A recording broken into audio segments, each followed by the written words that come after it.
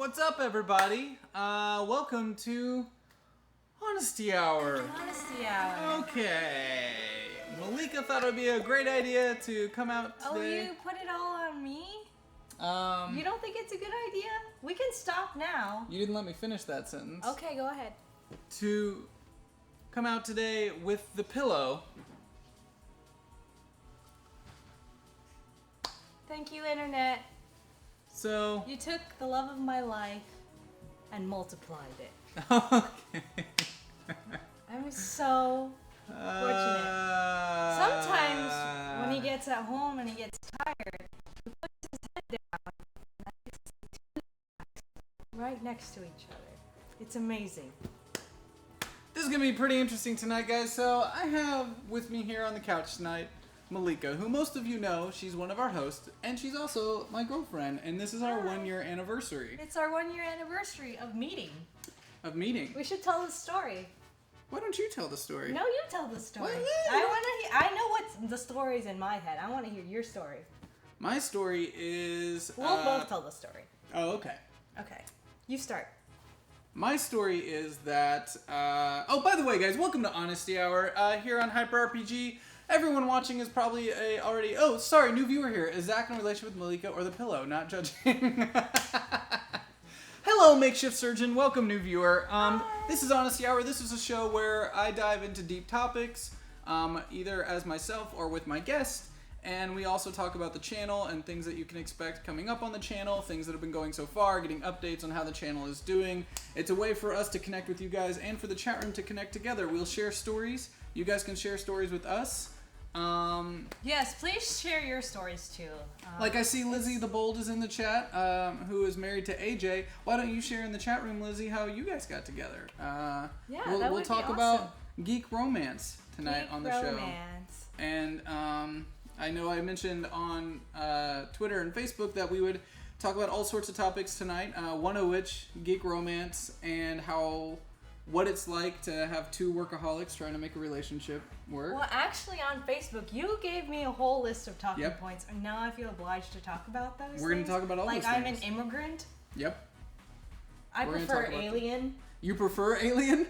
I was trying to be politically correct. I'm sorry. Alien. I have with me an alien from Thailand here. Hi guys, I'm an alien in the United States. Hey Zwao Yun 75, thank you for tuning in. But guys, thank you for watching Hyper RPG today. This is our Wednesday show that's not even on the schedule? It's not even on the schedule. It's on the agenda. It's on the agenda. Because sometimes we can't do it because I'm extremely tired and wore out, and this show can get pretty depressing as is. So if I'm really wore out, it's not a good situation for anybody. I am the CEO of this channel. I run this company, and this channel is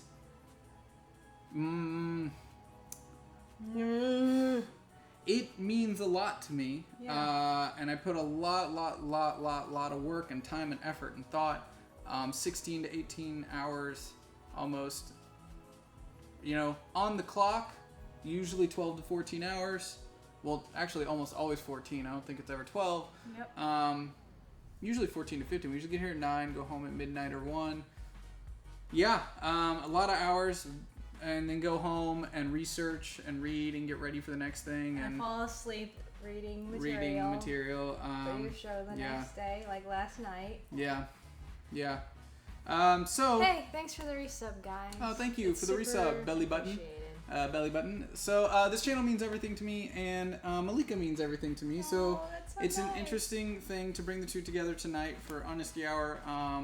Malika's been wanting to do Honesty Hour for a while, and I think it's... Well, you said, you'll be on Honesty Hour sometime. That's what you told me in 2 weeks of dating. And I was okay, a year later, it's happening. Mm-hmm. Mr. Cap'n says the channel is coming along very quickly. I mad appreciate that. I'm glad you noticed. Well, Malika, I'm not going to lie. I'm a little nervous to have you on. Why are you nervous to have me on? Well, because we hit a lot of really real topics, as you know. Sure. And like you said, who were we talking to yesterday? Where when we first started dating, the way you could find out how our relationship was going was to watch Honesty Hour. Yeah, so that's completely true. we met on Geek and Sundry, so it was very public from the beginning, right? Mm-hmm. Like, my first hour of interacting with you was like right behind and in front of the camera, so that was weird. And my boss was there. Yep. Because I thought you wanted me to tell the story. Oh, okay. But either way, guys, if you're watching tonight and you are a new viewer, this is a show where I get a chance to connect with you guys because you all are just as important, and you, whoever is watching, you are just as important to making this channel succeed as anyone else that's watching. Every single viewer, every single follower, every single subscriber, every single person that tips and donates to this channel, because of you, this exists. Is this true? Rethix says she has no filters, that's why he's nervous, Kappa. Yes. That's part of it, yes. I have no filters? You have very few filters. What are you talking about? I'm so considerate. You're very considerate when it comes to talking about me and the channel. Do you want me to not talk about? No. This is good. called That's why I'm nervous. honesty. That's why I'm nervous. This is I'm like just, the guys. I'm aware. This is I'm like aware. honesty hour extreme. This is honesty hour squared. Yep. They'll know by the end of the night why I was nervous to have you on. Why? Well, you're also one of the only people that control me that I have a hard time trolling back. Oh, did you hear that? Yeah. I love him. Hey, Zach and Malika, my daughter ran in and said, hey, they were at the sushi restaurant. Oh, that's so cool. Yeah, Zen has the cutest daughter. The Math Show just subscribed for 2 months in a row. Thank you, Math Show, for tuning in. Thank you so much. HH on Hyper RPG has pretty honestly our light, if I'm being honest. This is true.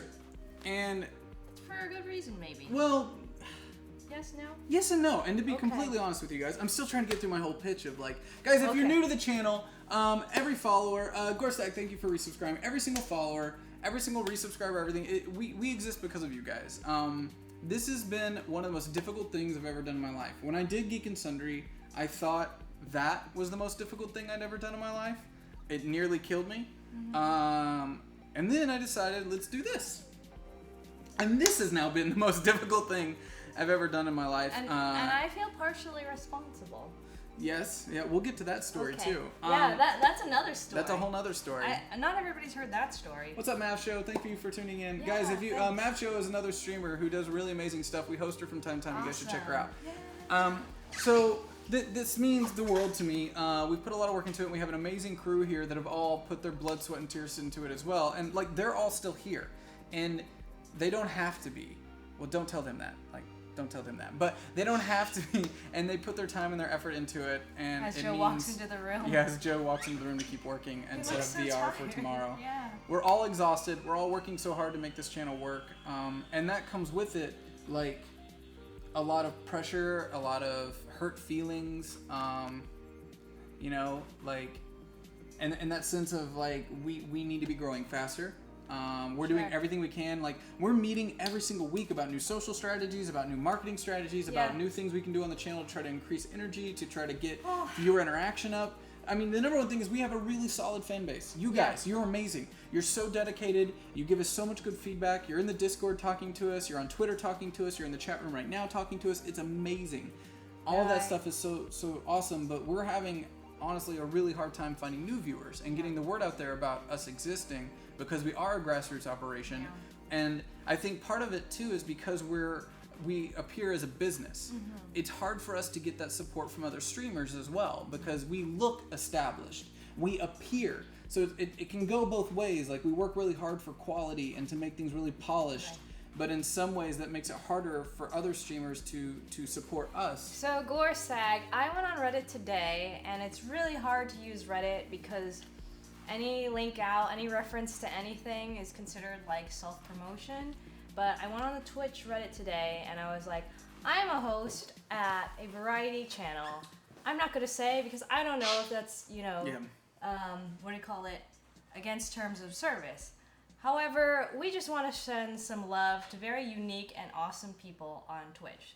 So if you're like a variety streamer, if you do a gaming talk show, if you're doing something different, if you're on creative, let us know, and maybe we'll raid you tonight. And we actually got a few responses on Reddit. Because we love raiding and hosting creative people. Mm-hmm.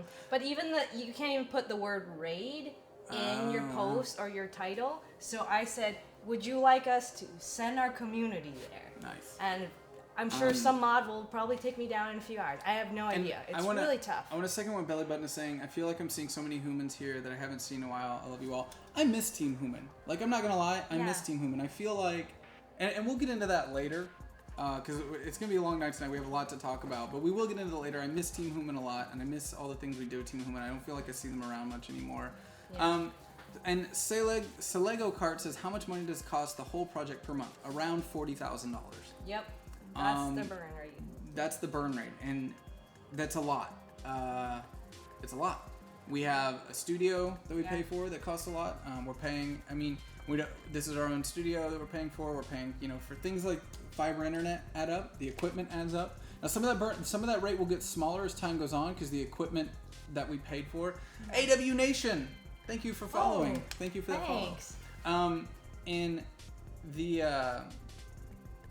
some of that cost will go down over time. It should, but we keep adding more shows with more hosts.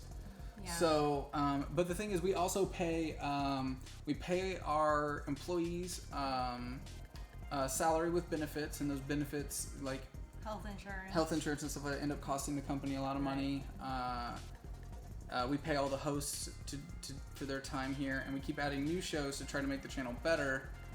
But it's kind of a bad business practice. I'll be the first to admit it, because we're adding new shows with more people that we have to pay, but yet we don't have higher numbers. It's such a risk thing. It's like risk management is this entire job. It's trying to go for the high risk, high reward, but it's just been high risk lately, which is scary, and it causes real life consequences for us. Yes. So we share an apartment together. Mm-hmm. We split rent.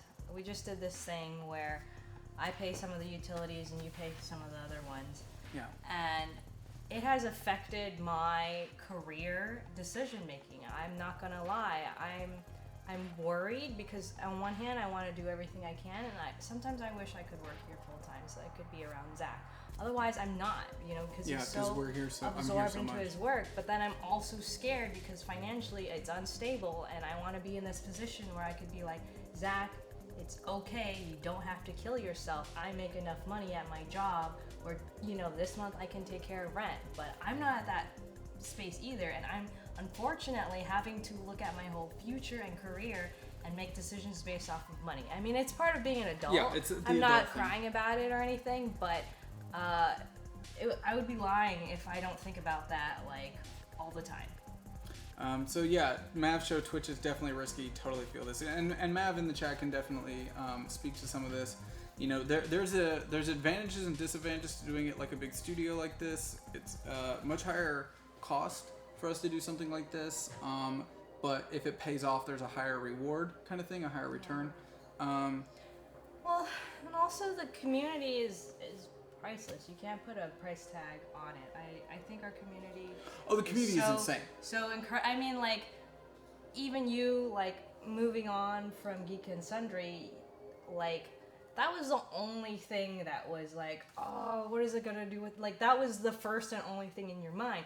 You didn't everything else was Oh no, and it's been far enough along now that we can talk about that. I knew I was gonna leave Geek and Sundry for about a month and a half before I left. So on our first date, you're like, yeah, when they hit 7,000 subs, I'm out of here. This is crazy. I don't want to work this hard. I'm gonna go back to freelancing, being a DP and that kind of thing. And I'm smiling and shaking my head, and I totally believed him. Yeah. Well, because when I first started Twitch, and to just flat out say it, I stayed at Geek and Sundry because of the community. Yeah, absolutely. That's what kept me there. Malika knows this for sure. We talked about it a lot. My original plan every night all along, when I started Geek and Sundry was to leave at 7,000 subscribers because that meant the channel was financially stable. Right. But then I kept adding more shows. Then I felt like I needed to take care of the hosts. Well, yeah, then that thing happened. Then that thing happened. But I won't go into that. I can't talk about that. But Man with the Yoda shirt. Oh, we just got to subscribe. Awesome. Man with the Yoda shirt. Thank you for subscribing. Thank you so much. That means so much to us. What would his position be on the Ojimbo? Man with the Yoda shirt. Man with the Yoda shirt. I feel like he should be the navigator. No, he's definitely one of the messengers for the beyond. Messengers for the beyond. SGO J Ratty, thank you for the follow. You know, like back in the day where you would send like the fastest guy to the other town, and maybe he wouldn't make it. Yeah. Yeah. Yeah. Because he's the man with the Yoda shirt. Man with the Yoda shirt. Thank you for subscribing. We really appreciate it. Basically, he's a runner. He's a runner. Yeah, he's a runner. Yeah. He's a runner. World Runners Day today. World Runners Day. Malika Facts. World Running Day. Malika Facts. Malika Facts. World Runners Day today. The more you know. We get so many Malika Facts throughout the day. Basically what I want to say is I was going to leave at 7,000 and I was going to get back into doing film work and stuff. I didn't want to tell you guys at the time, but whenever, and I had told some people on Honesty Hour that I'd probably leave when the channel began.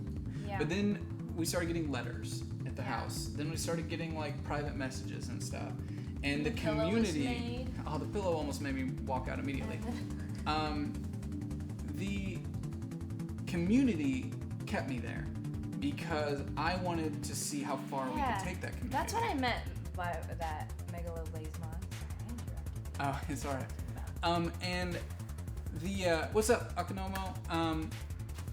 Whenever I found out that I was going to be leaving Geek and Sundry, I knew about a month and a half before we announced it on the channel. Yep. And the main reason I didn't want to tell anyone is because I didn't want to make the community hurt the community anyway. So I decided that the best way to break the news was like the day before I was leaving. Yeah. Because I didn't want to make it about me leaving. Or even like a sad Zach week or a sad Zach month. Yeah. I wanted it to be about the community continuing on and continuing to be really strong. Because that community is just fucking insane.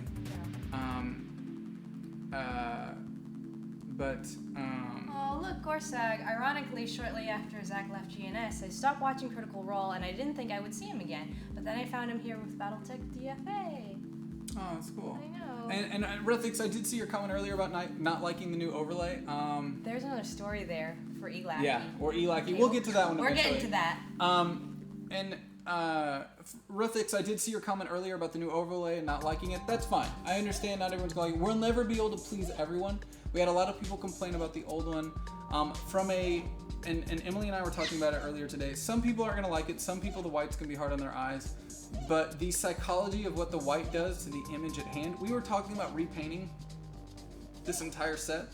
I don't think we need to anymore. Because what the white does is it brightens everything you see around it. The black was sucking color out of the frame. Your eye was adjusting to the black and it made everything else darker and grungier around it. Now that we've put up the white overlay and put all that extra work into that, which we worked all holiday weekend on. Oh, what holiday? What holiday? I mean, I took a break to call my uncles that were veterans because that's important to me, and I've been doing it since middle school. But yeah, then after that it was all graphics. Yeah. So the psychology of how that color theory works and everything, to your, not the psychology, but the perception, the cleanness of it and the brightness of it brightens up everything that's in frame as well, which makes it a little bit more inviting of an environment, which is what our goal was. We don't expect everyone to understand it or to like it, but we know it works, and especially when we were able to like kind of test your reaction to the colors itself. And there's other things I like about it. We'll be tightening it up too. I'm trying to wear brighter colors. Yeah. Because nerds wear their like dark shirts with their prints and stuff. Yeah. And the reason there is that much white space on the screen is because measuring everything out is really difficult. And what people don't realize is how difficult it is to. No, and Rethix, please voice your opinion. I hear people's opinion all day. Yeah. Believe me, the mods are always really supportive in here because that's their job. But the mods are also the first people to tell me in Discord, like, I don't like this, I don't like that, I don't like this. I mean, it's called Honesty Hour. Like, be honest. Yeah. Right? It's true. We expect the honest feedback. And the thing is, because you guys support this channel, we'll listen to that feedback. But sometimes, as the producers, we have to make decisions that we know not everyone will agree with, but in the long run is better for us. And that's the tough part. Alex Wallace 77 is a friend computer. Thank you. Awesome. Okay, so I'm gonna tell the story of how we met. It was for back to school. Or was this back when I was still doing interviews on Game Together? It might have been on Game Together. I don't know if we were doing back to school yet. So back to school was a new thing. I remember it when it became a thing. So it would have been just a normal interview for... And Hector. Yep, game together. Yep, yeah. were interviewing me. So we started trying to get guest developers on, and Scott Steffen, who is a friend of mine, was supposed to come on the show that day. He's a friend of mine too, and classmate. Mm-hmm.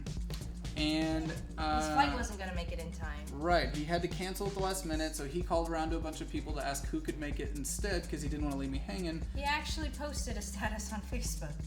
Hey, does anybody want to do this Geek and Sundry thing? Any developer have a game ready to show? Catch is you got to be in Burbank by like 3 or something. Right. Yeah. And and I was like, ooh, Naked Sky's about to release Scrap Force. I'm just going to say yes and then call my boss. Damn it, Toronto Gal, I'm going to be conscious of that the rest of the night. They used to make fun of it. I can't help it. That's my natural pose, damn it. It captures him. Okay. Just, you know, we should make these as stickers and I'll just stick it on his face. Great. But anyway. We'll troll it. We'll put it on the overlay. You won't even know. Okay. Well, you called me. Yeah. To clarify that you were going to be on the show. Yeah, and what is it? You sounded pretty on the phone. Oh, really? Mm-hmm. You remember this? Yeah, you have when you go into professional mode. Oh, my professional mode. Your professional phone voice is so like you have a tone and a voice that you take. It's kind of similar on your voicemail. Like you take like a really. I don't even remember what does my voicemail say? I can't remember the words exactly, but it's just the tone you take is very... Make it a happy day. Yeah, something like that. It's just very, like... That's usually what I say at the end. So obviously, like, someone who is conscious about their language. Oh. You know, like, I could tell that English was your second language. Oh. But in the way that you worked really hard to be as respectful and professional as possible. I also have had a phone job before. But it's working. That's good, I guess. Smooth. But like smooth butter. like butter. But so we confirmed that you would be on the show, and then I felt bad because after you guys showed up, I realized that we had to push you back a little bit. No, so you said the wrong time. That's what you said. Maybe you pushed us back, but no, we didn't push you back on purpose. Yeah. It was the fact that we had to get some other stuff out that was handed to me. Mm-hmm. So. Which happened a lot on that channel, where I'd just be handed something and say, "You're doing this now." Yeah, roll with it. Roll with it. Yeah. So we had to, and we had to move you guys back. So you had to just sit there and wait in the waiting area, you and your boss. So we got a chance to chat a little bit. Well, okay, so I actually have this memory of my boss and I driving up and being kind of like grumble. I just got like a text or email from this Zach guy. I don't know what happened to the H, or the K. And sorry, Josh, that was the name of my boss, that was my boss, and we're gonna have to hang out. He's like, damn it, because he's such a like dedicated developer, and he's the lead on the team, so he doesn't like to be away from developing. Oh, where's the hi, Mr. Cap'n D. Mr. Cap'n D. And I saw you, so I called you, and I'm like, okay, we're here, kind of wanting, because it was just street parking. It wasn't like a big sign that says, welcome to Geek and Sundry. It's kind of a nondescript gray building. For the best. And you came out, and my first thought was like, oh, he's normal. Like, I don't know what I was expecting, like, an old, creepy, awkward person. I didn't know what you look like or anything, so I was like, okay, he seems like a friendly young guy. That's cool. But you know what?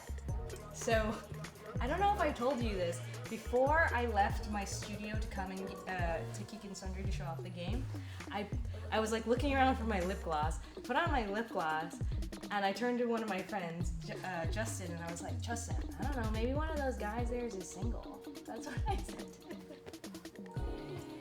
Gotta put on that lip gloss before, I show up at Geek and Sundry, because I don't know what the people Everybody's look kind of like blasting there. you for calling me normal. Normal? I mean, at first, at a distance, I just saw a silhouette of I don't know, a young man, and I'm like, okay, good thing I wore my lip gloss. I like this too. Zach was in love on the phone, and Malika thought he was an old creepy guy. Oh, she thought I was weird as shit that first time we met, and was really nervous about meeting me. Yeah. So when we were actually hanging out, since you booked us at the wrong time or whatever, I was this person is crazy. First of all, he has this kind of look. You know, like this like wide-eyed, like I see the whites all around your iris kind of look sometimes. And it has been captured on that photo. It's not posted on Twitter from the first day we met. It's like this. And then like you told me a bunch of weird jokes. Like Josh and I were like, oh, we brought shirts from our game or our last game. Well, it's called sarcasm. Right. And you're like, oh, that's great. Do you have one that's like really, really tight? Like really, really tight, like hot dog wrapped in shrink wrap? I think you're overselling the. I had wore a shirt that was way too tight that day, and I was making fun of myself. But I thought you were literally like one of those dudes, like LA dudes, that wear shirts that are too tight and with like a really low V. I was like, Hollywood people. I don't know. This guy works for Legendary. Are you reading Retik's comic? Malika, you made a horrible mistake. Now you have to live with it. Yeah. So after wait, Malika and Zach, are you guys ever concerned you don't get forthright feedback opinions about some things from people around you or the community due to your relationship with Zach being the boss? Are you ever concerned? Like, do you think that people aren't giving you honest opinions because I'm the boss? I don't think we work that way around here. I think everybody's pretty... I don't think anybody is like that. Yeah. I mean... I barely feel like even a boss, if I like, which is a bad thing. So Rabbit Stew, not this week, but the week before, people were telling me I had low energy, and somebody said I had ASMR voice. And I'm like, what are you guys talking about? And that was because I was sick and I had asthma and I didn't use my inhaler and that kind of thing. And you know, that was I was quite aware. Like everybody told me that. You know. Well, you may not admit when we first met that you were trying to. Oh yeah, tell me what I was. Me. Oh. Oh, because I dropped the Iron Man 3 thing all the time. The second you knew I was really into comic books and we started talking about comic books. Well, you're like, I'm a Marvel guy, and I'm like, let me tell you, I was in a Marvel movie. Yeah, you laid that on pretty thick. I put on my lip gloss too. Yeah, you laid on the Iron Man 3 thing pretty thick. And man, it's my claim to fame. I'm looking to be cast in yet another superhero movie. I gotta be relevant, right? I need to start auditioning or something. So when you left your laptop charger. Yeah, that was not on purpose. Which you totally did on purpose so we could hang out again. No, I did not do that on purpose. Now that I know you, I know for sure you didn't leave it on purpose because you forget things everywhere, all over the place, and would lose your head if it wasn't attached. Thanks. So I know for sure that wasn't on purpose. At the time, I totally thought, oh, she left this here on purpose. So no, you kind of like... okay, so with like Twitch, you're like in and you're out, you know? And I was like, okay, I got my laptop, the important thing, bye! You know, left Burbank for the other side of town. And then you sent me that picture. Should I tweet out that picture? I feel like people should see the picture. They'll find it. They'll find it in a second. No, I didn't tweet out the picture. Oh, of the picture. Of the he sent drawing. me a picture, guys, and it wasn't of his thing. So, no. It was a picture of the power cord. Yeah, but you put sticky notes all over it. Right, yeah. And gave it buck teeth. Right. I was trying to think, okay, she left her power charger here. How do I tell her that she left it here without just saying, hey, you left your power charger, come get it? So I drew a little picture out of it. I gave it eyes and teeth and he personified that. And I gave it a little text bubble adapter. too that said, help me. Yeah, I said, help me. Because I could tell that you were kind of nerdy, and my favorite thing, and this is a very Malika thing to do. Because you could tell I was kind of nerdy, because I don't know, I worked for a video game company. Because you're nerdy, and you talk about nerdy shit. That's why. Because I was in Iron Man 3. Like, that's all the information you had to go on that first day. No. You talked about all sorts of stuff. Like what? Well, I don't remember all of it now, but you talked about video games a lot, and you talked about comics that you had read and books that you read. Because you wanted to talk about comic books you had read. Yep, and there's that lack of filter, yeah. Basically, Mike... Okay. So, Mike... Because you're an idiot, that's why. Because you're an idiot. Don't even read... Mike's an idiot. So, after, in typical Malika fashion, I sent you that picture, and you didn't respond at all. Well, how am I supposed to respond to? Because I asked if she picture. wanted to meet up to get her power cord back. No response at all. The next day, she writes, "When can I get my power cord back?" No, wait a second. Give me your phone. No, here, I'm going to look it up on my phone. All right, we're going to read our first communications together as a couple. I have 1% battery. Wonderful. What happened to 10% battery? It just went down. No, it's gone. It's gone. Yep, it's gone. My phone is...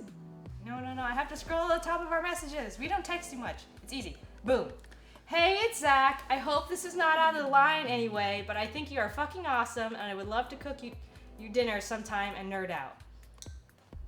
I didn't reply to that. No reply. No reply. Exactly 40 minutes. Wait, let's go back and read that. Let's go back. I'm so glad you brought this up. Okay, you read what you wrote, and or should we reverse it? Hey, it's Zach. I hope this is not out of line in any way, but I think you're fucking awesome, and I would love to cook you dinner sometime and nerd out. No response. 40 minutes later. Oh shit, sorry, but we just found your laptop charger and need to get that to you somehow. Not responding to the first text I sent, she says, well, sure, I'll come by sometime. That was 10 minutes later. Mm-hmm. And then you did respond with, let's hang out sometime.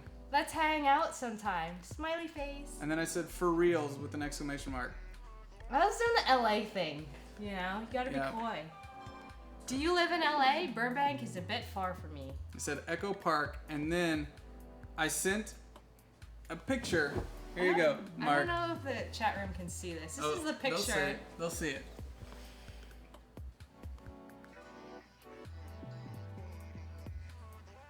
Got it? You got that shit? Okay, so that just says, save Smiley me. face makes all the difference. Oh, thanks for FU, Zach. Save me, Malika, and little drawing. Oh, it's done. We can open it on your phone. No, I don't. This is a different phone. What? Yeah, it's a different phone. I can't get rid of this phone. It has our messages forever. This is how we met. So, yeah, that's weirder than I envisioned. LOL. Right? So I was like, dot. And then you came off, so like. But she never responded to that picture. She just never responded. And then the next day. What are you supposed to say to that? Was I supposed to draw another picture? Now, you would draw another picture. Yeah, well, wasn't that into you then? I didn't even know you. So, no. You're just some guy that worked for Legendary who tells people the wrong time to show up. XL Snake Venomix is, thank you for following. So, she doesn't respond at all. And then the next day, the next message on this thing said, hey, Zach, when can I get my laptop charger back? I want to, get down to business. Also, I had never, I don't think I've ever had a guy send me a text message I want to cook dinner for you sometime, who wasn't a chef. I don't believe in this project greater than success because it's unpersonal, but I said that already 3 to 4 weeks ago. Nothing changed for me. Don't see much growth viewers. I see the potential for many thousands of viewers and subscribers, but never in this condition. I don't know which pictures you have for this project. At least it looks like the money is enough there. End of the year, we give up. Project no save.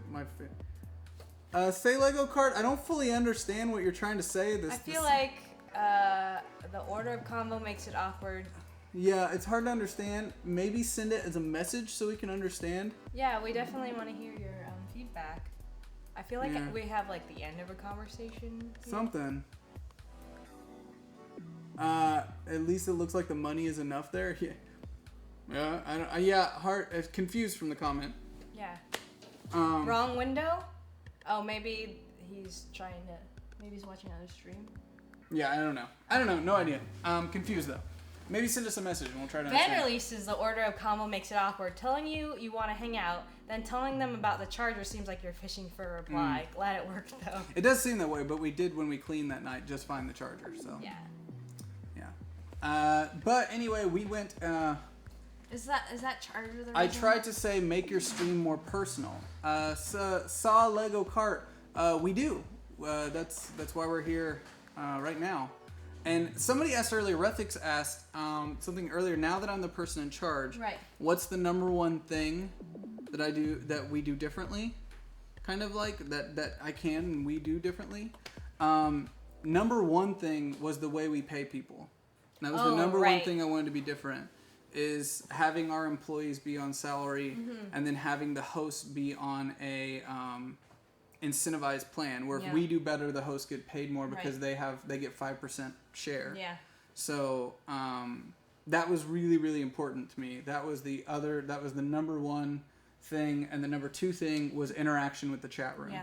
And finding a way to make every single show interact more with the chat room. So you may say it needs to be more personal. I know we don't have much time, but we're not a single streamer. And here's what I say about that. Some people think that that's what Twitch is. Yeah. Is that, and I understand where he's coming from. I don't think we need to jump down his throat. I understand where he or she is coming from. Is that most streamers stream one-on-one with another individual or with the chat room watching. In that kind of setting, you have the ability to feel as if you're more personal with them. They may not actually be sharing anything about their own personalities and who they are, but it feels as if you're more personal with them because it's more intimate of a setting. It's even like closer in. Yeah, it's in their own I get that. I get that. The thing is, that's not our business model, because there are people out there who do that better and can do that really, really, really well. People like Goobers. Okay, Goobers is doing really well tonight. Sure. Goobers can do that kind of stream. We can't. Right. Our goal is to provide a new kind of entertainment. We don't want to copy what other people are doing. We want to try to do something new and explore the format in a unique and different way. It's risky as shit. It's super risky. I do think it's hard to put that. We're trying to innovate. I do understand it does put a wall between us and the viewer. Like doing any kind of role-playing game on Twitch can create a wall between you and the viewer because the people on screen are interacting outside of you, the person. It takes longer for chat to get familiar with multiple flows. It's true, and that's a problem we wanted to fix, but it's tough. We don't have many actors here. They all have full-time jobs. Aww. We want it to be different. So Hot Coals think GNS and HyperRPG in the future of Twitch streams, more like cable channel market. I like that. Mm-hmm. So I understand where they're coming from though, and I agree with them that it is different and it's hard for us to be more personal. But I don't want to discredit it and say that this won't work because it's not personal enough. We're trying different ways to innovate. We're trying to find ways to interact with the viewer in a new and creative way. Yeah. Like allowing the viewer to interact with exactly what's happening on screen. I think that is the future of this kind of content. And I think that in a lot of ways you're going to start seeing television and bigger shows copying and stealing a lot of these ideas that we're pioneering. I'm having a hard time hearing Malika. I can speak up. Matt shows I like the show for when they change times and place where it's not the norm. You know, and the thing is, because there's people like Mav Show, we can't compete with that. And we don't want to. There's tons and tons and tons of people who are on Twitch, thousands and thousands of people doing that kind of format. I have no interest in doing something that thousands of other people can do better than me. Right. That to me is a bad business model. To look at Twitch and go, you know what, I'm going to do what thousands of other people are doing, knowing that those people are better. We're not going to be good at that. Other people are really good at it. People like Mavshow and Goobs, they know how to do that kind of stuff. What we want to do is try to create a new form of interactive content that allows the viewer to be a part of that content and feel like they have ownership of what they're seeing happen on screen. So. Somebody asked, I think a Toronto gal asked me if I knew anything about Twitch beforehand. So I actually streamed maybe like 5 times before I met you, knew anything about Geek and Sundry or Twitch. And I used to stream with my game developer friend. His name's Peter, and he made Perfect Woman, which is a pretty cool Xbox Connect game. And we would eat breakfast with each other. We would just eat breakfast, and that was it. I didn't know much about Twitch before that. David Guy had an interesting point saying that a lot of the reason Twitch works and why it comes to Twitch is people don't like the way TV works and all that stuff, and it might be a deterrent for people. And I do kind of agree with you. This is a lot different than Geek and Sundry. Yeah. And for people to come in and think this is like Geek and Sundry is not giving us near enough credit or really looking at what we do on our shows. It's very different. Part of this, and I'd say this channel was built out of all the complaints people were giving on Geek and Sundry. We raid people every night. We are a part of the Twitch community. We work with other Twitch streamers. We host people. We participate in those kinds of activities. We are a part of the Twitch culture. We also make all of our shows interactive with the viewer, which is not something that Geek and Sundry is doing very well. Now they're getting a little bit better, but I think they could do a lot more, but I don't want to speak too much on that. But I wanted to do more of that. Yeah. I wanted to do more stuff that involved the viewer and allowed them to be a part of it, and that's not something TV can do. They're saying music is still drowning things out. Yeah. And TV is a one-way street. You know what we're doing right now. You can't do that on television. Right. And you can't have a conversation. What I like to say is TV is like a monologue, and we would like to have a dialogue. Mm-hmm. We want to have a dialogue. And I think that. Sailor Record, thank you. Yeah, and we appreciate your feedback. Your feedback. And somebody also asked, why do you usually play music with people talking? Because Siwada, if you turn it completely off, you end up with a lot of dead air. Mm-hmm. And in any type of production, dead air is bad. For a lot of reasons. You hear all the tiny little things that you shouldn't be hearing when people are talking. Like the air conditioning. Like I'm the air conditioning. Apparent of that like right now. walking, when people are walking in the background. Right. Like low noise floor that's coming through your unshielded cables, which we do have. And when the music is completely off, you're going to hear... On almost any stream that's using these kinds of mics in this kind of system, if you're using a USB mic with one person at a table, you're not going to hear that. It's a much cleaner experience. Mm-hmm. The kind of mics that we're using with this kind of setup, you're going to get shit like that happening. So you have to create some sort of barrier that doesn't allow those things to hit your ears. So, whew. A lot of questions. GNS is more of a variety show with actors, comedians. Hyper RPG to me is more gaming at its core. It is in its name with interaction. We don't have Patreon, crappy gamer.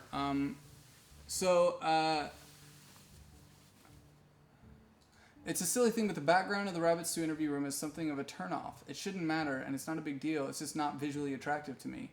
It's not visually attractive to me either, Commander Dunsale. I'll be completely honest with you. It's not visually attractive to me either. I want a larger room. I want something that I can add depth and lighting to. Unfortunately, we don't have enough space. I have to make sacrifices all the time from a producing standpoint. Yeah.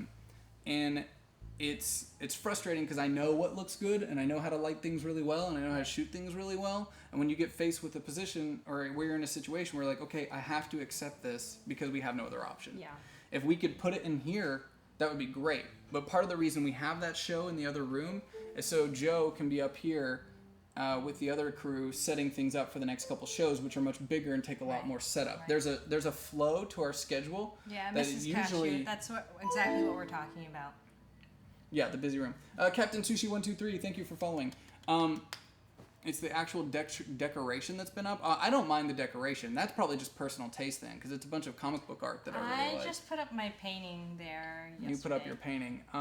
But for me, it's about separation. If there was more space between the host and the wall, and I was able to create more a shallower depth of field with more separation with the lighting, and it would be a more friendly space, and it would feel more inviting. Right now, it feels kind of cold and cave-like. Right. And it's hard to get around that. But a lot of our shows and our schedule is built around how we can place things, one, with talent schedules, two, with what can be in front of something else without causing a really, really, really long setup time in between. So you have to figure out a flow to everything from a production standpoint and how it all works together.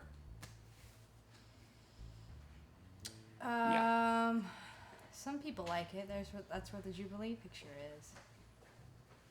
I really like you guys' brand design. Thank you, Xenon Blue. Thank you. And usually there's a giant studio behind us if you're just tuning in, but you can't see right now because Joe's setting up VR for tomorrow morning with Mark. Mark is one of our wonderful volunteers who comes out and helps. And so we're right in front of this wall, which isn't very attractive, but it works for this kind of show. It's a rebroadcast, Parrot? No. No. No, we're live right now. We're live. Hi, my name is Malika. This is not a rebroadcast. We're watching Honesty Hour. And right now, we're taking questions from the chat room. Thank you for watching. And talking about, we still haven't got too far into our stories. Oh, we got so many stories, But guys. anyway, So my cell phone died. You sent me that. Okay. You eventually agreed to have breakfast with me at Larchmont Bungalow. So, I was excited, I admit, to meet a fellow nerd. And creative person. Hesef Lumiere, we cannot remove walls in this building. We're not allowed to do that. Yeah. I wish we could. That'd be great. And I would do it in a heartbeat. We actually asked if we could remove the walls because that was our original idea, was to create more space. Can't do it. Hi, Great Crusader. So basically, I was really excited to meet a kind of fellow creative, nerdy person, somebody who was in my age range, somebody who was single. I was totally scared of who I was meeting, though, because of the crazy eyes. It was the crazy eyes. You were on and you're ready to be on camera. Cause no, it is different. I think you walk around the set even when you're behind camera, ready to be on and jump in and I'm gonna overlord. I'm overlording. Yeah. You know, and even when I was trying to do this interview with Steph and Hector on both sides of me, you were in the shadows being and I'm play my game, please, you know?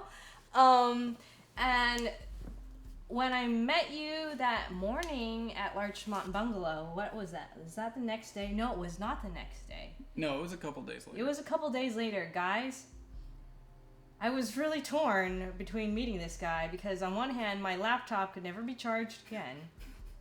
And I was just great, I have no computer, and in this day and age, that's pretty much impossible. But then it means I would have to encounter the crazy guy again. So I was okay, I guess we're doing this. Hello. New subscriber, Linzo Brawls. Welcome to New Bumper. Thanks for subscribing. Linzo Brawls, you are now the official... This is your turn. Oh, it's my turn? Yeah, because I came up with the runner. Oh. The messenger. Like Apollo or something. Oh, cool. You peel all of these space shrimps. That is your job in the kitchen. You work in the kitchen and you peel all the space shrimps off of us here on the Yojimbo. So thank you. So we can have Cajun night. Yeah, Cajun night on the Yojimbo. So thank you for that. Thank you so much for subscribing. 3 more and we do a Steam Key giveaway. Yay! Yeah, that's great. Exciting. Now, I will say that even though you thought I was really weird when we first met, can I tell them how you started the conversation at Larchmont Bungalow? Oh, okay. So because this is a very Malika thing to do. She sits down and she goes, "I'm sorry, my mouth is bleeding." Is that how I started? Yes, that is how you started the conversation. Oh. I'm sorry, my mouth is bleeding. And a very Malika kind of what the fuck? Well, I forgot to say the other things. Exactly. Was I'm sorry I'm late. I had a situation. My mouth was bleeding a lot when I woke up this morning. It still doesn't fill in too much. I tried, guys.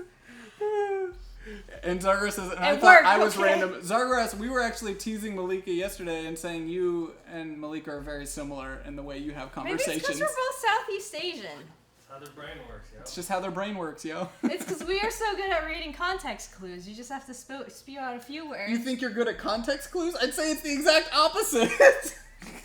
Gorsak says, and Zach fell instantly in love. No, I just remember thinking wow, this is interesting. Okay. Thanks. Because she was late by 20 minutes.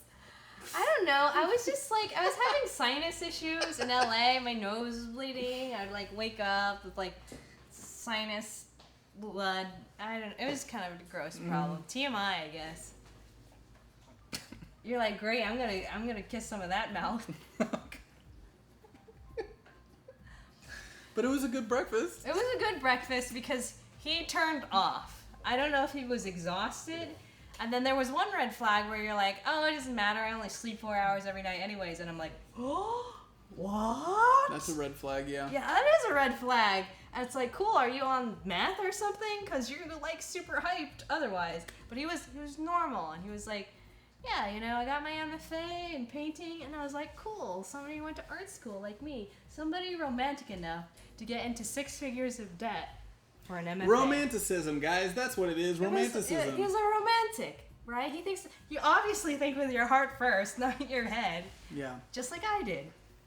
That's a good way to put it. Yeah, that's optimistically looking at that debt. How would you put it? As we're both idiots? Maybe. Yep. Heart first, guys. I love you all. Yeah, Malika's pretty bleeding mouth, nullified crazy eyes. It's like the strangest rock, paper, scissors game. I know. So we have another story to tell, right? We were supposed to tell about, like, how did you meet Jordan? I'm involved in this too. We have another many stories to tell. There's many. We were gonna talk about. I'm an alien. The challenges too, though. Because it is honesty hour. Sure. But because somebody asked about this? Jordan and whether or not I knew Jordan before I started this. It's all because of me. It's because of her. It's all because of me. I deserve 110% of the credit. There you go. So. I think you got a bit of dry eye. Who would win the staring contest? I don't know. We don't have to do it now. There's. Okay. Ouch. I think he would win. Yeah.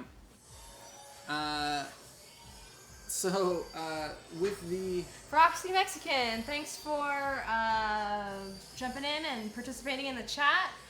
You're just browsing through Twitch, and... I'm glad somebody's browsing through and just lands on us. Yeah, just like Frosty Mexican. Yeah. Welcome aboard Thank the you, Yojimbo. Frosty Mexican, Frosty for just Mexican. stopping for a little bit and saying hello. Yeah. We do all sorts of crazy stuff on this channel. And this is to all the other lurkers. And on Wednesday nights is when we kind of tune things down a notch and talk to you guys in the chat room, because we are a chat room funded channel, though our if you were to see one of our bigger shows, you might think that we have like all this funding and stuff, but really we exist because of you guys, and it's good for us to get back in touch with you once a week. For you guys and because of you guys. It's very true. Yep. And I wasn't kidding earlier when I said that I built this channel based on all the complaints I had heard from the other channels I ran. I keep a really close track of what people are liking and not. And the thing is, now I can actually act on it, but in the past I had to just keep making notes and complain to Malika about it. Like, I wish we were doing this, I wish we were doing that, I want to be doing this. He decompresses every night before he goes to bed to me. To me. Yep. Those complaints, I hear them too.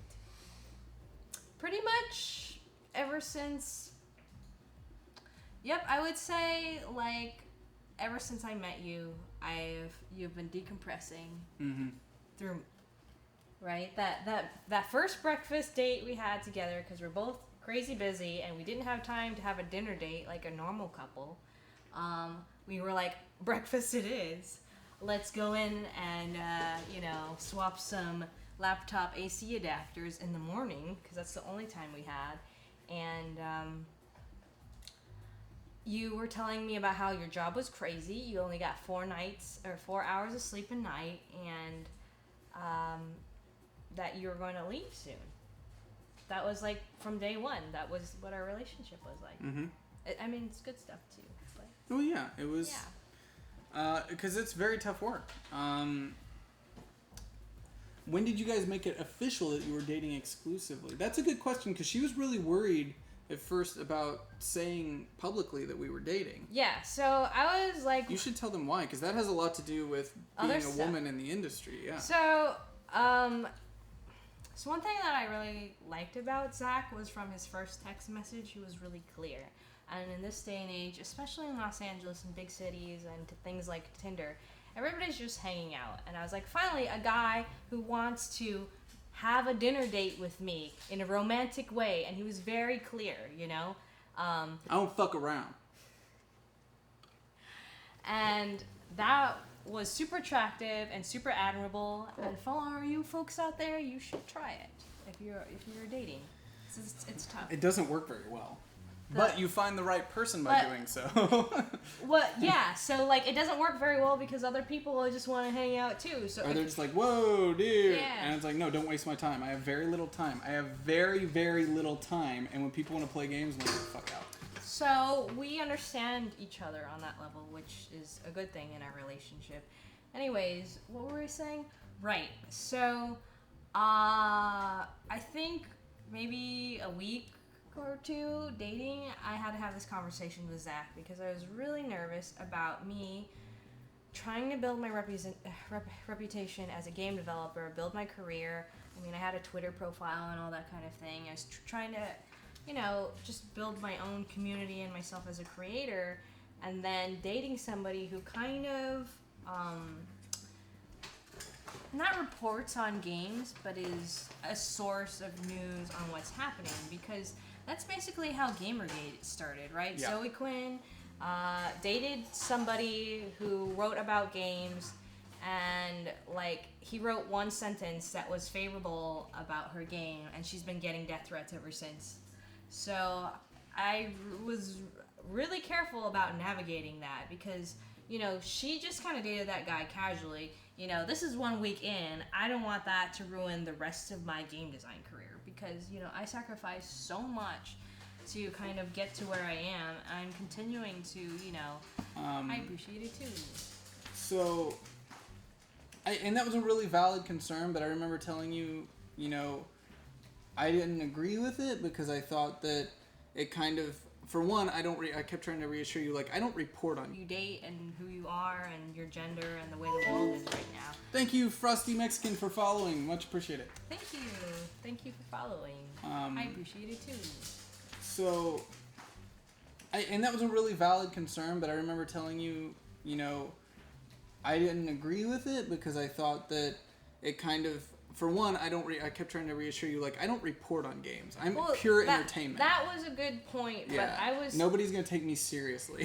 So even if one female game developer who I met before that whole thing blew up, I met her at IndieK. She was just showing Depression Quest, and I gave her a big hug because, I didn't think the game was that great, but I really respected everything that she was trying to do, which was bring awareness to mental health, right? She struggled with depression. She put her own heart into it. She was trying to advocate for, lifting the stigma of mental health and depression. That's awesome. That makes me want to cry because that's an amazing thing.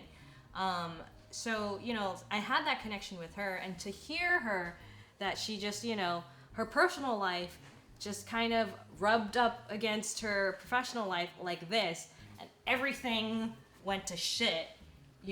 Even if you were not a reporter, if you weren't a writer for Polygon, just somebody on the media side of games, the front-facing side of games, if I just kind of bumped in with you, what would the repercussions be for me? Yeah. Because those are the only examples that you hear about in the media. It's true. Luckily for you, no one takes me seriously. Luckily for you, I'm just a dude running a Twitch channel, which for the most part, even the Gamergate people are we don't take that seriously. Yeah. I have no cultural impact. There were some scary things that happened. I remember you're I'm afraid our studio's going to get doxxed. Well, we did go through a tough time when Felicia's book came out. That was a really scary time because we had to kind of prepare for that because we knew it was going to bring a lot of shit in. So. And then the address of one of your hosts also got out too, and that was really scary as well. So I think it's a real valid concern. Yeah. But you got over that pretty quickly. I think after talking about it out loud, you decided fuck it. Because it didn't seem like too much longer than that you were what, screw it. I felt before I went any further down the relationship path, I just had to bring it up once because of the climate that we're in. Did you, Event, get roped up in games world coming from a filmmaker, producer? Oh yeah, we'll get into that later. I bring that up probably every week, so we'll keep talking about new stuff. I did want to say out loud that we are 6 followers away from 8,000 followers, and we said that we'd do a really big giveaway when we got to 8,000 followers. So guys, we can do it! So we'll do a physical giveaway when we get 6 more followers. What? So your chances of winning are way higher if you're in the chat room right now and we get to it. Oh my gosh, I really want that to happen right here, right now. Please. Please. That's a selfish request. A selfish request to get there now? Yeah, well, I just want to be around for it. Anyways. Yeah, Lizzie says it can be hard being a woman in games industry, being attached to any guy in the games industry. It's hard not to to make people not shove you into a box of just the girlfriend/wife? So we have gone to professional events, even recently. Cope the joke. Wait, cope the joke. Weren't you already following? Did you just like follow? Oh, Beltaran is. Beltaran. The a thing friend is, computer. we'll be able to tell if they unfollow and then follow. Oh, guys, because it won't actually go up. Yeah. But we'll know when we hit 8. Trapping Vin says, call your parents and ask them to follow. Ooh! BZ65! Is a friend computer! And it's just like the follow train. The follow train. Let's get it going. The follow train. Woo! My bracelet came off. I don't think Malika could ever be just the girl. Well, she never will be. She never will be. But I understand weekly consequences is now following. I understand what I have Liz a is response saying. for that. Yeah. I have a response for that. So, for example, Zach and I went to a networking event that Jordan set up to promote Hyper RPG. People just... Captain Howdy said no. Thank you for following. Hey, thanks for following. People mostly just wanted to ask that questions. Cactus Blom is a friend computer. Thank you for following. Yes. Wicked and Salty is a friend computer. Oh shit, do we do it? Oh my god, do we do it? Guys, the follower train! The follower train is Kindred real. souls! Kindred souls, you are a kindred spirit! SP Store J! Look at that. Look at that shit. Look at that shit. I'm booting up right now. We're gonna do a giveaway. Yeah, we're doing a giveaway. Emily's begrudgingly picking some stuff out of the back to give away. Yes! No, I'm super excited! You just look so angry, like I'm still having here. A follower train right now. Oh man. Ooh, Officer Alex is a friend computer and a follower of Hyper RPG now. Welcome to the community, Thumpers. I'm excited that you have joined the crew. The goo has arrived! Oh my god! God damn it! Shit! Oh! Shit! Another follower! Right when we announced it, you guys just... Oh, fuck, they're raiding! Oh, shit! Guys, protect the ship! Okay, protect the ship! raise Lasers up. out! Lasers out! Get the lasers out! Damn it! Pew, pew, pew, pew, Does goo circumvent lasers? Did they like gum up our lasers? How do you attack goo? I'm a mirror. You're like glue. Everything bounces off of me and sticks onto you. But how do you like? I don't know. Erica, girl's point of view as a friend computer. Awesome. So all these people showed up at just the right time. We're about to do a giveaway. Games 115. God God damn it. Yeah, we're about to do a big giveaway, guys. Thank you for rating Goobers.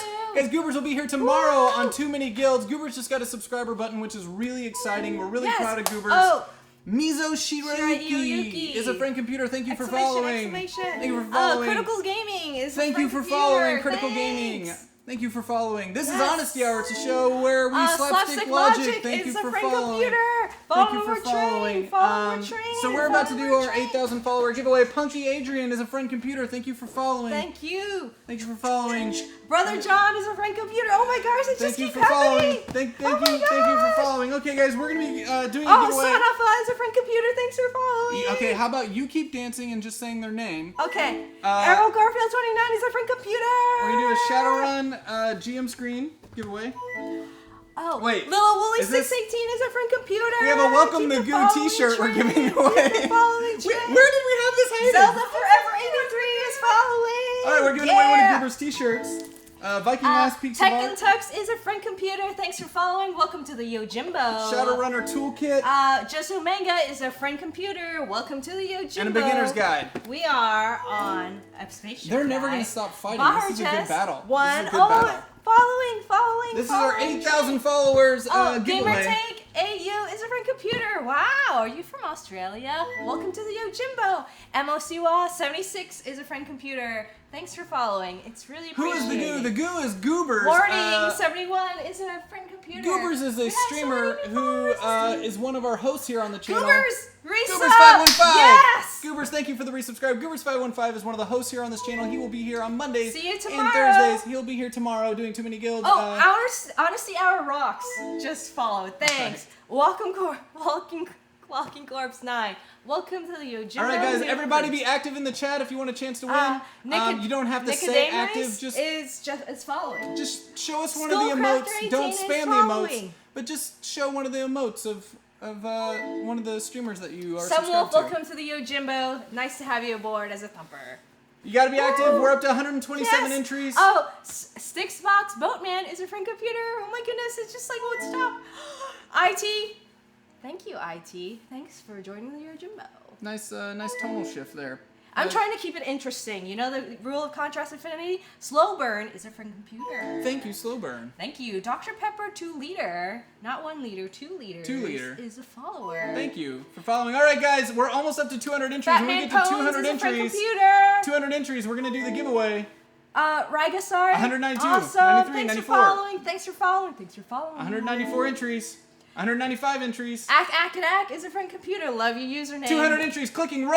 All right. DTD Merrick is the winner. DTD Merrick. I think it's DTD Maroc. DTD Maroc is the winner of our 8,000 follower giveaway. Oh, Wolfmaniac 85. Thanks for following. Fiandy and June. Thanks for following. Welcome to the Yojimbo, guys. Hey, don't you tell the goobers to hold. 84. I'll tell the Thank you. goobers when to hold. M84. Thanks And for by the following. goobers, I mean the goo. The goo will CGBBS, hold when thanks for goobers following. tells them to hold or we tell them to hold. The Red Viper is a friend computer. Welcome to the Yojimbo. The Red Okay, Viper. now they're saying goo hold, goo hold, goo hold, goo hold. All right, Fairy hold on Dragon, the goo. Hold on the Fairy goo. Dragon, thanks for following. Welcome to the DT Yojimbo. Merrick, congratulations. Amara Zobovic, thanks for following. You Welcome win to this the wonderful Yojimbo. Goobers t-shirt. What? GM screen, Viking Lass original art, This looks good. Shadowrun. I just missed you, but thanks for following. Golfer1122. Thanks for Wiggins guy. following. Amazing. Thanks for following. Goobers Oh is my yelling goodness. hold. All right, guys, enough with the raid. Silverus Enough with the raid. Magus is Can following. you hold Thanks. the goo back? We couldn't hold the goo back. The goo obviously won that battle. Raxa, thanks for following. Thank are you a guys for the friend. raid so much. You're This a is friend computer. all right. We're gonna. Humble Dad is following. I'm gonna try to explain what this show is. Okay. But we're just gonna keep having to announce the Okay. followers. Nemesh Herectic, thank you for Too much make hype. Too new much. stuff, Too much. but keep All right. Aragorn. Hey, new subscriber, Aragorn! Thank you for subscribing. Nice Thank you so much for subscribing. subscribing, Aragorn. You are now the official navigator of the Yojimbo because the last person didn't win it because of Malika. So you are the official, the navigator of the Mr. Fire, Yojimbo. thanks for following. Thank you so much for that subscriber. We are now 2 subscribers away from a Steam Key giveaway. No, Thank you one. for that. Is it 2 or 1? 2. Oh. 2 subscribers away from a Crash Steam Key giveaway. Headlog, thanks for following us on the Yojimbo. For Paxis. Or Paxis, thanks you for that. following us. It means a lot to us. Thank you, Black Dahlia 1147. Black Dahlia 1147. I really like that movie. and Goo I like lost. your Face it, screening. they did a good job. Goobers is hosting. Again, the rehost. And I now don't the know, Mav maybe Show is it's a hosting us. drop. Thank you, Mav Show, for that Thanks. host. Thanks for the love. Shove Plate 24, this is live. The Mav Show. Thanks. Thank you for that host. Okay, guys, so You're basically, right. this is Honesty Hour. Honesty Hour is a show here on Hyper RPG where we talk about things going on the channel. We get real. Sometimes shit gets really serious and really It's sad. Okay. Feelings are really deep. allowed. Feelings are allowed. We talk about really Happiness serious is allowed stuff. too, and love. Today is Love her and I's is prevails 1 all. year anniversary. It's our anniversary. And she wanted to celebrate by coming on Honesty Hour. Yeah, instead of like having a dinner date like a regular couple. I am the CEO of Hyper RPG here. Thank you, the Goo, for coming over. Goobers is one of our wonderful hosts. He is on our channel tomorrow, actually. And Hyper RPG is a premium live streaming channel. We do all sorts of fun stuff on this channel, where we try to push the format of Twitch as far as we possibly can. It's not your average cup of tea. We do things a little bit differently here. And by that I mean we're usually not here talking to you guys. We're doing really big shows with 5 cameras and switching. And you can check us out on YouTube to see all the other content that we do. YouTube.com/hyperrpg if you're wondering what kind of content that we make. But it's all sorts of really fun stuff. It's a place where we Take a try peek to on give... Twitter. Yeah, we try to give the viewer as much control of what's happening on screen as possible by giving all sorts of ways for you to interact. We have a metagame with Shadowrun if you're a fan, where you get to join our Discord and choose between 10 different corporations and metagame roleplay. Hashtag whooshing. Straylogic.com/HRPG, all sorts of crazy stuff. That's basically the quick boost of what our channel is. We Tiny also- Talon TV, thank you for following. Thanks for following. We do all sorts of wonderful stuff, 5 to 6 days a week, about 60 hours of content a week, and that's why we never sleep and why we're still here at 11:09 on a Wednesday night after getting here at 9 a.m. and being here all day. We answer you guys' questions during the show to talk about the channel. Thank you, Arking1980, for hosting us. We talk about all the sorts of stuff that you guys want to know about the channel, how we're doing financially, how our growth is doing, where things are headed, what kind of new shows we have coming out. We have a new show launching next week. If you're a fan of Valiant comic books, I'm GMing a show about the Valiant universe.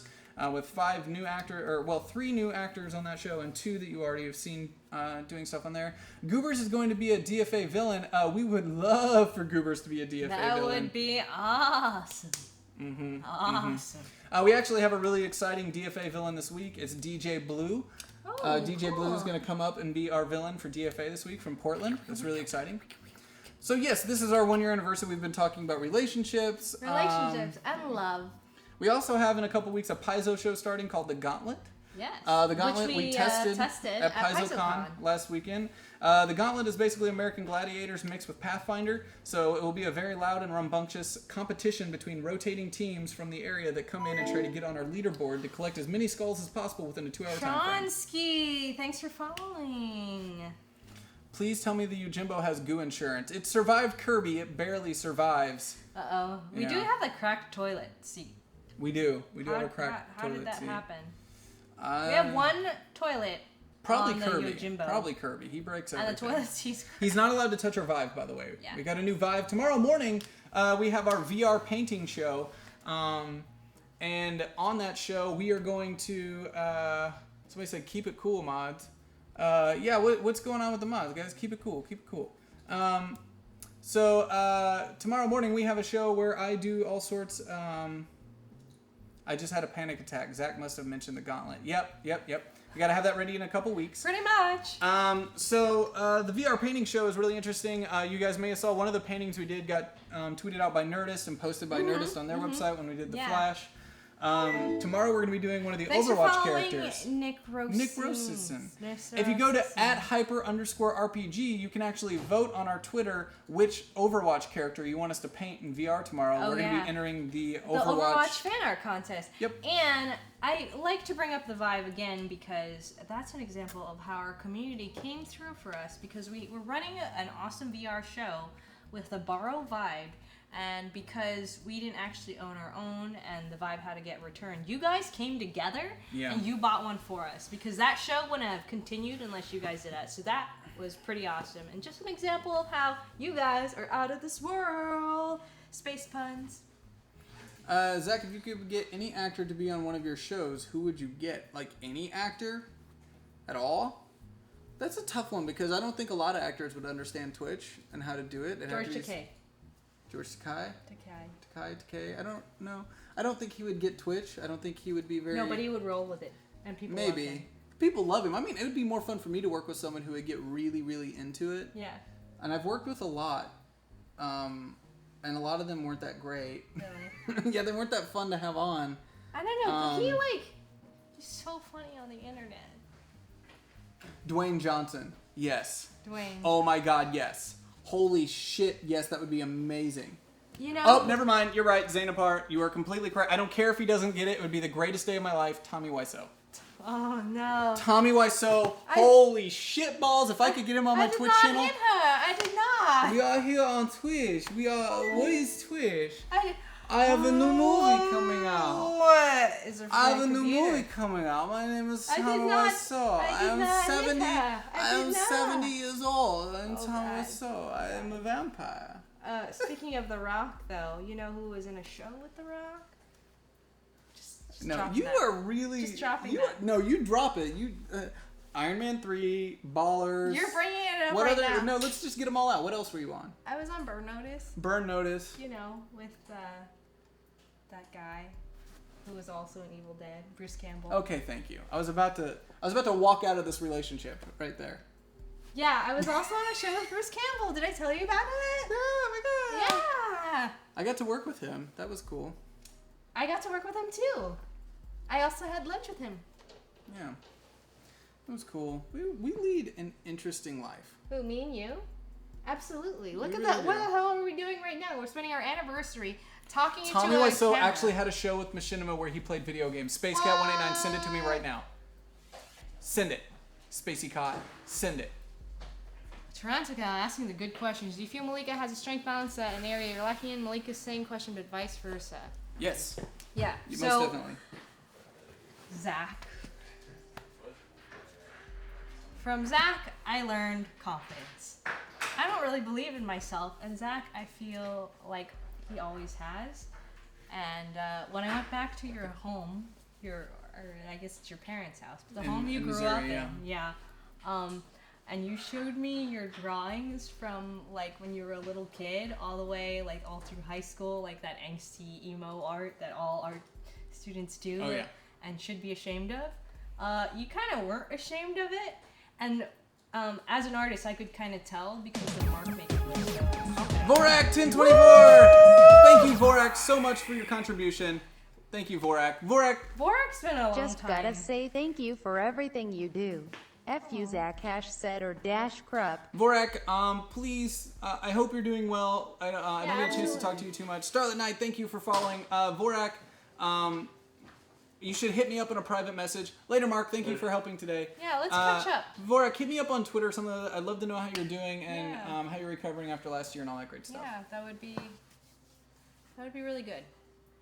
What were we talking about? Yes. So Zach taught me about confidence. So I even saw these drawings from when he was like going through puberty, and his mark making is so confident. If you look at my drawings from that time of my life at that age, and probably still today, they had so much less confidence. There was a lot of erasing marks. There was a lot of faint lines because I wasn't confident in myself, not only as an artist but as a person.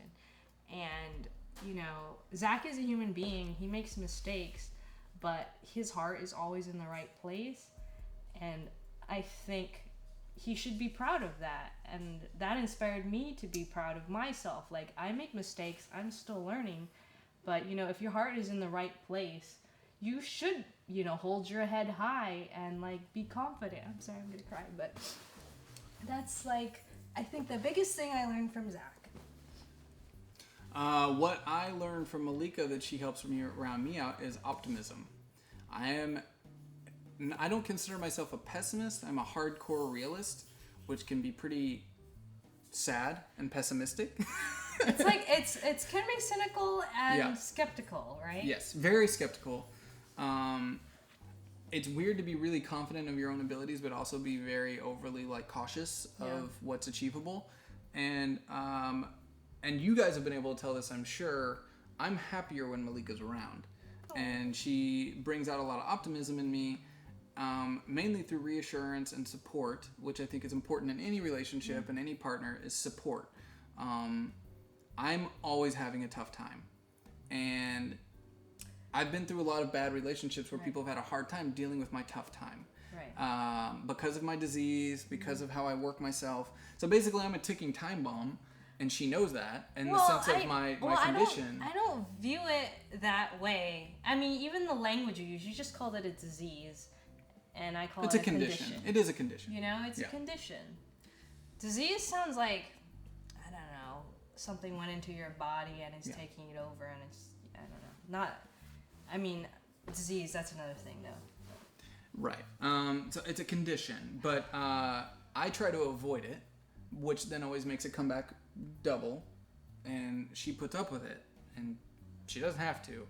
And I know I'm cranky when I'm like that. I know I push myself to the point of physical exhaustion, shakes, pain, like that's really intense. I mean, I've seen somebody have a seizure before, and it's like you have a seizure but you're awake. Like you're conscious and stuff. It's pretty scary. Actually. It's heavy stuff, and it's a lot to ask any partner to go through, which is something I've dealt with internally for a long time. That's been really hard for me. Well, because I've been with people who I don't think are strong enough to deal with my condition. And it's not at fault to them. I don't think someone should have to be strong enough. One of the most difficult things about having a condition like this is putting a loved one through it, because you know it's going to tear them down, and it's gonna make it very difficult for them. And something that I appreciate so much about you, and some of it might be your Buddhist outlook on things, like I myself am an atheist, but you have a very much kind of like, that's just the way it is. I'm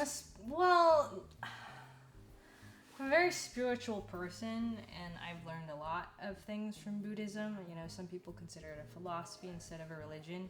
I consider it a religion, but I think the ways that my life has benefited the most and has allowed me to grow as a person is through kind of some of these philosophical ideas, like pain is inevitable, suffering is optional. Like, that was something that resonated with me when I first learned about it, and it's still kind of in the back of my mind. You know, I've thought about getting a tattoo and stuff, but I don't do that like you. You know, so where, like, because of Zach's condition, you know, that pain is inevitable, you know, but the suffering is optional. Now, what does that mean, right? God! Thou who shall not be named, thank you so much for your contribution. All the love to you, Malika and Zach. You are such a cute and great couple. Less than 3 #set or #crub. Did you hear how she read cute? Cute. She like actually pronounced it right. Cute couple. I like that. I'm gonna have a sweet dream. Anyways, I was saying, so what does that mean?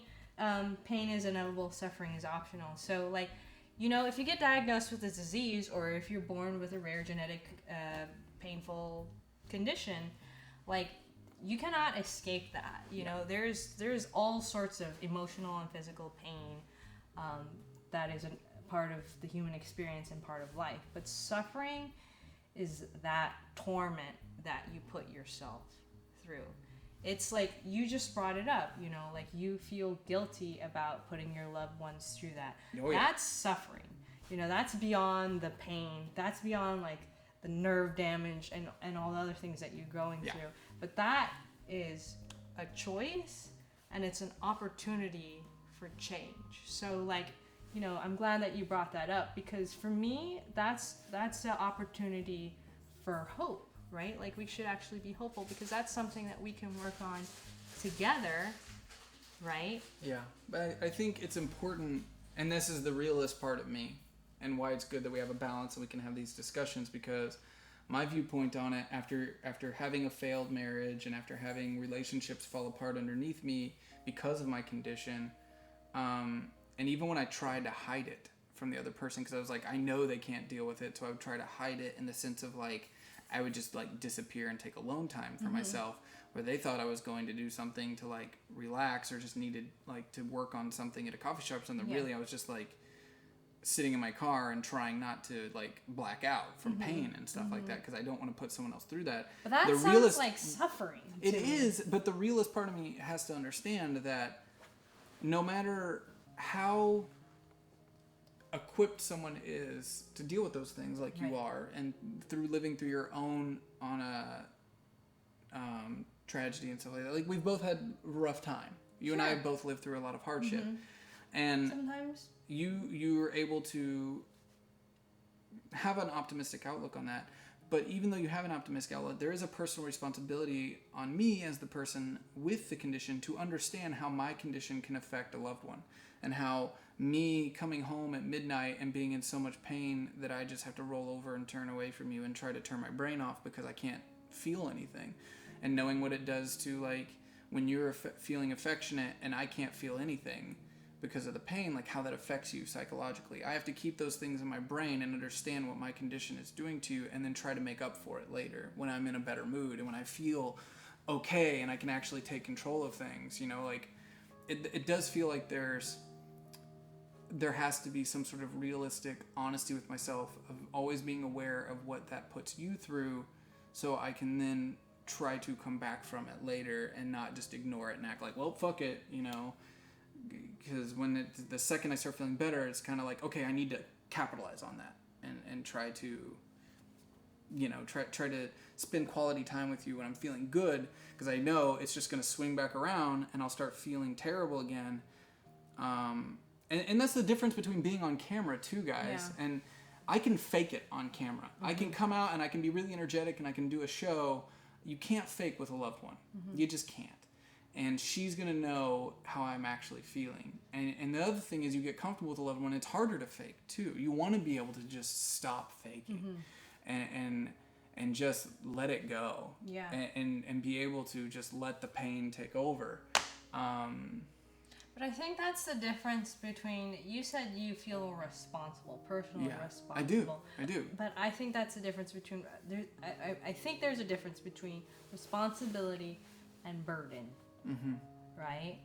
And responsibility allows us to take ownership of our own future, burden is the gateway to suffering. That's the way I view it. You know what I mean? And I feel like, but both responsibilities and burdens can be shared, right? And it's gonna sound kind of backwards, but I think one of the things that I've been working on in myself, and I think it's a struggle for everyone, is to be big and strong enough to allow other people to help you, right? Because that's when you admit that you're vulnerable and you're like, oh my gosh, I need help. But it's an opportunity for your bond to strengthen. And you shouldn't feel guilt about that, because that teaches the other person that when they need it, that you're there for them too. Because if you don't allow other people to help, maybe they won't feel like you're available to help them when they need it. You know what I mean? Yeah, I mean, you can say that, but I think any person that like loves someone else and isn't an asshole is going to feel guilty. You know, it just comes with the package, and you can try not to, but no matter what, if I'm like hurting really bad and I see that you're really happy and you need that kind of affection back from me, and I know that it's really impossible for me to give it without faking, because all I can think about is pain. Yeah. I know that there's a part of you that hurts from that, and that's like, and I'm not gonna lie to myself and just say that's fine. I feel like it's something I have to be consciously aware of, because I'm not an asshole. And I think we can say you shouldn't feel guilty, but no matter what, anyone who lives through some sort of condition where they're having to put their loved one through dealing with it is gonna feel guilty if they're a loving person. It's just natural. It's just a part of a human experience. So speaking of this is my little love speech. Okay, guys, whatever. I really feel this way. So I've dealt with. We're talking about a negative emotion right now. This is how I understand it in Malika land, right? So there Malika land. It's a fun place. In Malika land, there are, because Malika is a human being, right? There are negative emotions like guilt, like sadness, like depression. You know this. Maybe the chat doesn't know. Maybe they don't care. But I have depression runs in my family. My mother, my sister, and my grandmother have had suicidal ideation and attempts. I was hospitalized a few months before I moved to LA for grad school because I tried to kill myself. And so I had to spend a few nights in the mental ward, and I had to go through years of, I'm going through therapy. I have taken antidepressants, all those kinds of things. But I one of the things that helped me kind of reach a turning point, and it's not necessarily a solution that is for everyone, but it might help somebody in the chat room. So this is why I'm sharing it.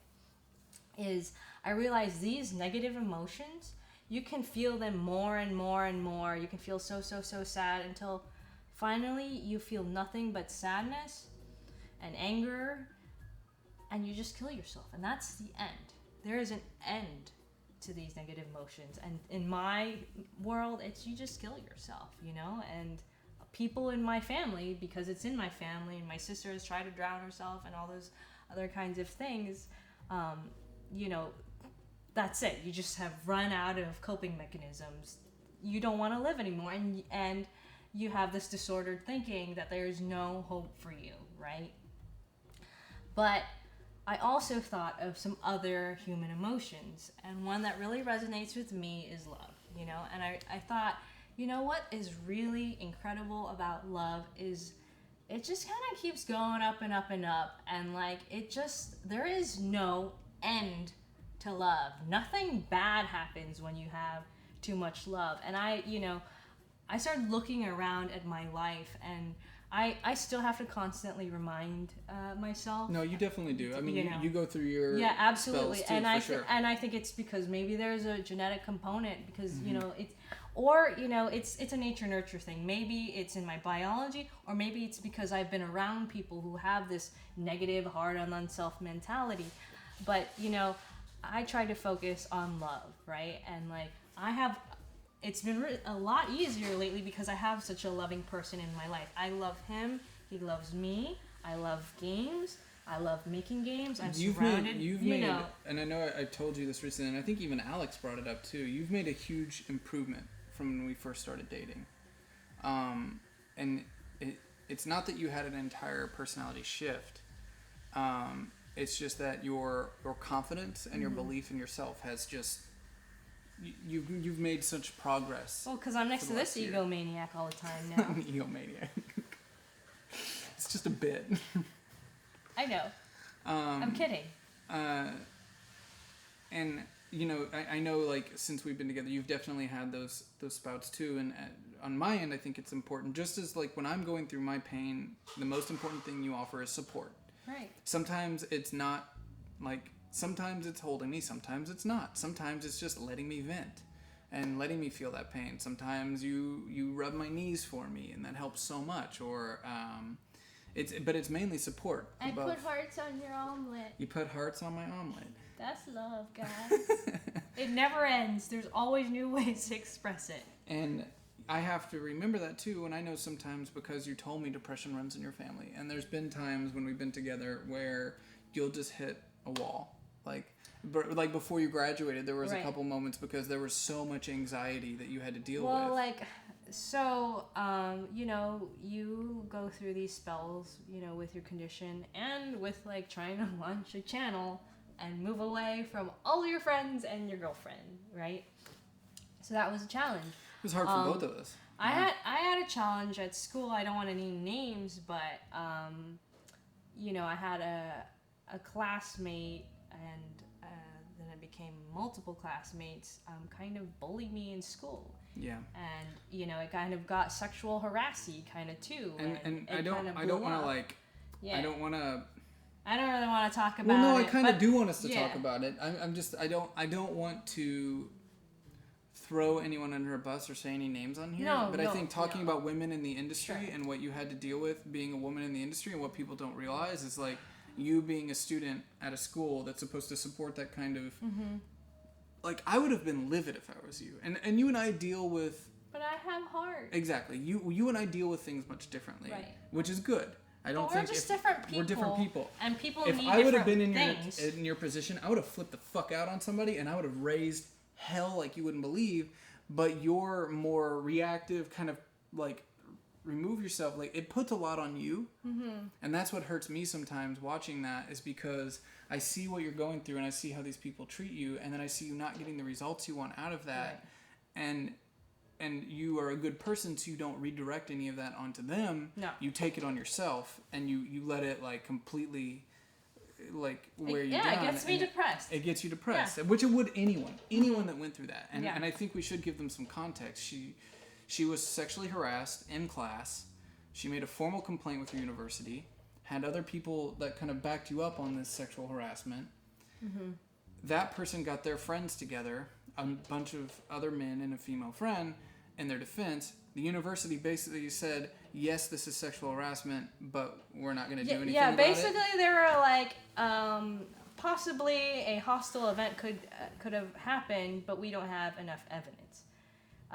But then the university kind of saw the issue, and they were trying to direct the attention away from me. It was a really sticky situation where one of their friends was trying to retaliate because I had opened the concern. And the university said, yes, this is an example of kind of a hostile action towards another student, and they had to kind of do some, like, education. They had to go through some training. Yeah. I wasn't out to, like, ruin anybody's educational career. I just wanted them to stop, and I didn't want them to do it to anybody else. I really hesitated even opening my mouth, and I confided in. It was your advisor that told you to actually make the complaint. And he was like, Malika, this seems like a pattern of behavior. It's also a symptom of a cultural problem that's, larger than our university. It's in games. It's in the world. I don't think this pattern is going to be broken unless you do a formal complaint. That's what he told me. And that sounds like from the heart. It's not like a yes or no, up to you, Malika kind of thing. I really felt like he supported me, and I was super scared. And I was like, oh my God, what if they try to confront me? I'm like really nervous. And he was like, you can tell them if they have anything to say, they can say it to me. So I really appreciate, this was an example of where I felt the faculty and the administration at my school were pretty good. But I didn't, there was an opportunity to bring in other witnesses, which meant other students, and I didn't want to sticky the situation, which also meant I had kind of a weaker case against the other person. But I wasn't trying to take anybody down. I just didn't want to be harassed, I deserve, you pay 6 figures for a graduate education. Right. You deserve not to feel threatened and harassed. And I think the thing that was the most frustrating about that verdict is they basically agreed that it was wrong. Yeah. But we're going to take no action against it. Yeah. And then you had to have a thesis class the next semester with them in the class. Right. And it was a shared workspace. Yeah, it was a shared workspace, and I don't know. There's all sorts of nasty details in it. So naturally, you went through a lot of anxiety your last semester. And I was also making a game about child abuse, which I shall tell you guys about some other day. This is the perfect show for it. Specifically when it's gonna. I'm still working on it, and that's why I will bring it up another day. I can talk about the why or how, but there's some other stuff. Sorry to press my opinions on the show. I'm a medical professional, still impressed with the show. Oh, thank you, Slowburn. And Slowburn was saying earlier we should take Skype call-ins or something to give people advice. I'm not comfortable with that. No, because we're not professionals. Any advice that we give is not. We're just artists that's sharing our life experiences. But what this show is about is sharing each other's experiences in the chat room too. You'll often find a lot of people in the chat will share their own experiences, and that's providing Zach with involvement feedback on Hyper RPG. Do you similarly benefit from his feedback on your work? So, this has been a challenge that's been kind of recent, and I don't think it's resolved, but I'm around Hyper RPG a lot. Yeah. Ever since, you have invested a lot of free time into making this work. What free time? I made time. Yeah. I made time for this. Free hours. You haven't... I also denied pay for Rabbit Stew. I was like, you know what? Don't worry about it. I want that to go into the channel because we don't have budget to promote posts on Facebook, and I was like, $50 might help us. This chat has been connected. I've ever been on Twitch, pretty much the web in general. Yes, that's AJ, and that's why I said this community is amazing. Muppet Aphrodite's in here too. Sorry I had to go through this. Malika, thanks for standing up. Yeah, I don't regret standing up for myself. No, I think it was the right thing to do. Yeah, I think you did the right thing. But it was tough. Oh my god. It's super tough, and I understand. It was stressful. And I think that. I had my own frustrations with the situation. I just wanted to support you. I felt bad that I know you were frustrated because I would call you and be like, Zach, this is what happened today, and you were just like in Seattle and you had to deal with this, and you couldn't just go punch somebody. Mm-hmm. I don't know if that would be your reaction, but something like that. I always fought my bullies, and again, I'm a guy and literally fought every day. I'm a guy, so I don't know about what a girl would go through. So I feel like I fought back, but the right way. No, I think you did too. I think you handled it in the most mature way you could. You tried to handle it like an adult. Yep. Again, the frustrating thing about that is, like you said, you pay for that education. They agreed that their complaint was valid. Even if you didn't pay, you don't deserve to get treated that way. No, you don't. But from a financial institution standpoint, it's a for-profit school, but it's still a school, and it's a private non-profit university, but okay. It's a private non-profit?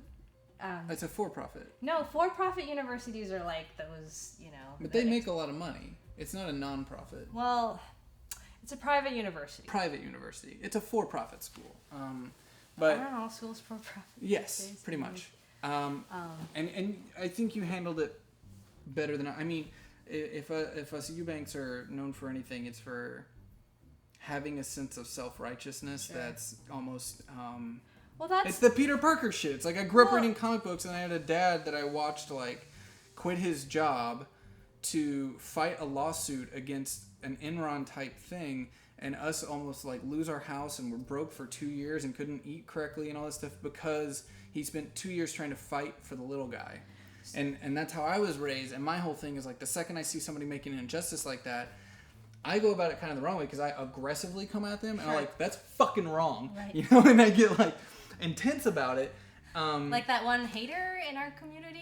Yes, I came after him pretty hard. But that's, I have that feeling of like if I see an injustice happening, I come after it. I come back at it with an aggressive, which I don't always think is right. And I think you handled it in a very mature way. But then I would get frustrated that because you were being so mature about it, you were dealing with immature people. And I feel like somebody needed to get in their face and be like, you're a fucktard. You need to fucking quit it. You know? Like. Well, a few thoughts there. So I can be that way when it comes towards other people. Yeah. Oh my God. If anybody was like that towards one of my sisters, towards you, if it was even towards your mom, I would be pretty, eager to shut them down.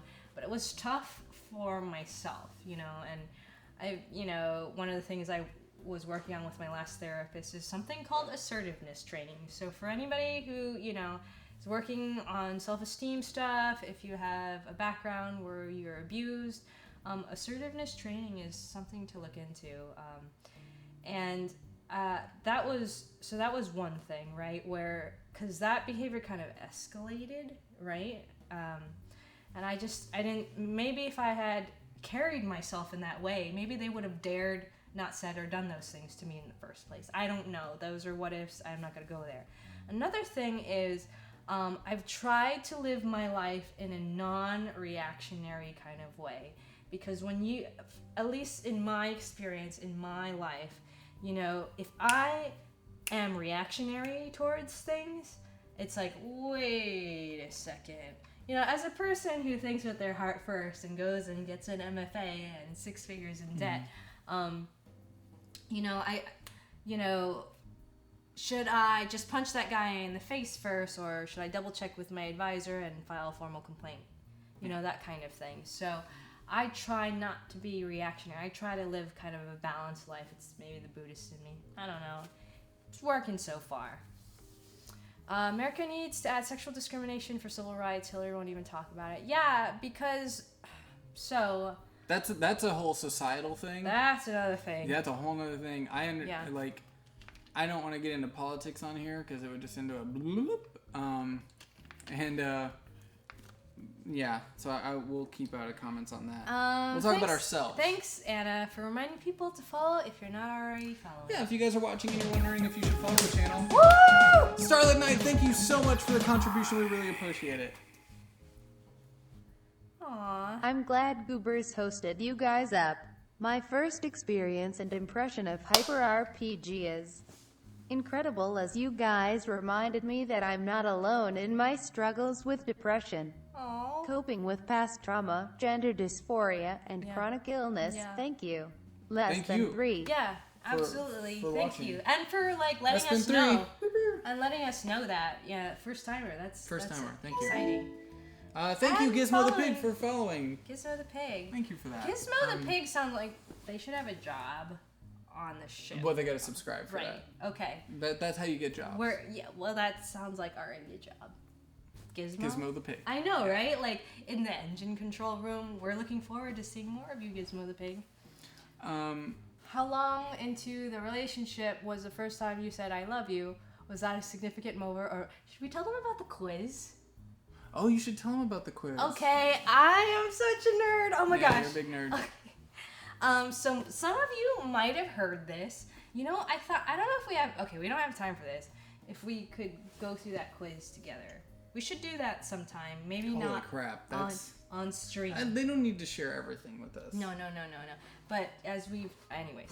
So guys, I think 2 years ago, the New York Times wrote an article for Valentine's Day, and it was 30 questions to make any stranger fall in love with you.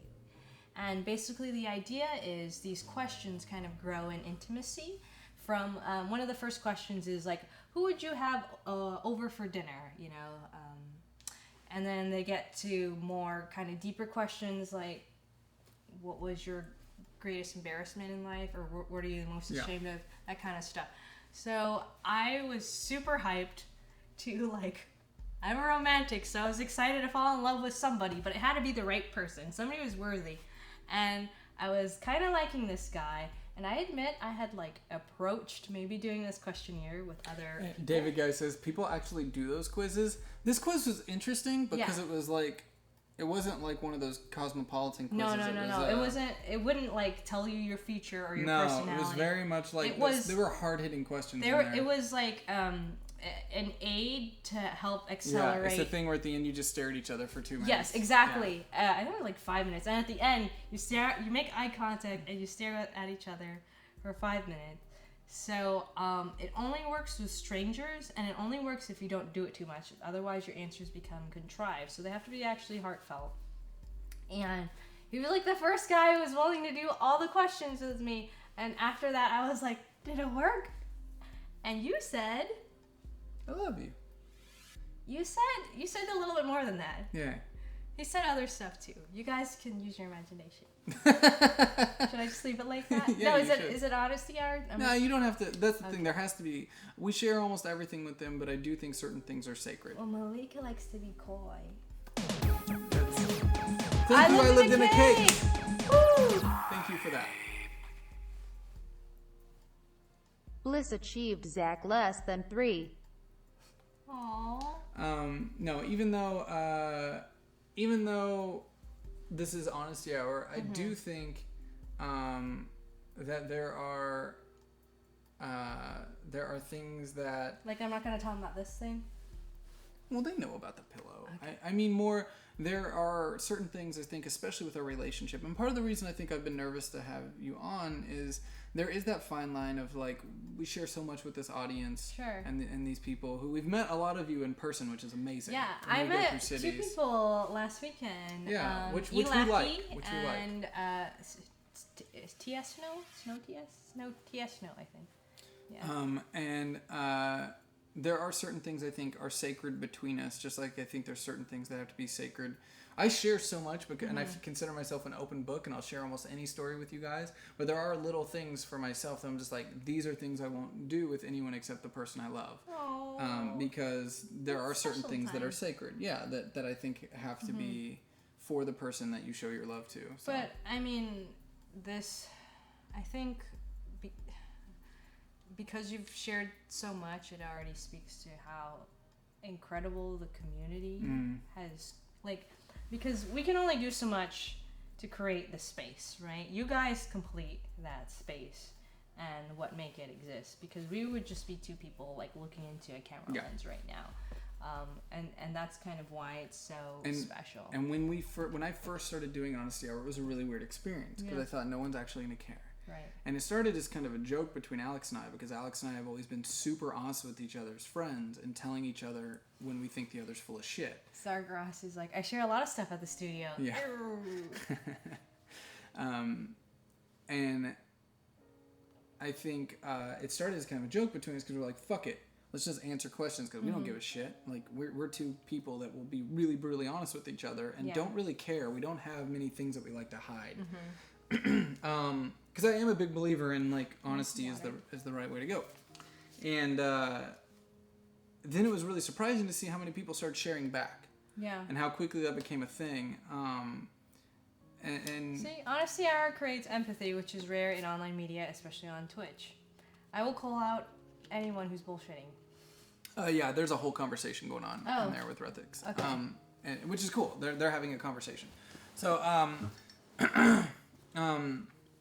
I think that when are we going to get Alex back on HH? When he's less busy. That dude is really, really busy right now. I'm so proud of him, though, because he's working really hard right now. As romantics who have basically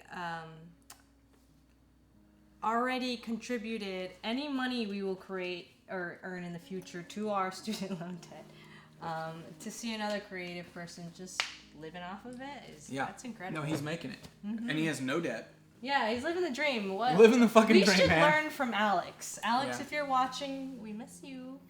Toronto, I want to know if you've ever had much experience with bad communities or the uglier side of the internet directly.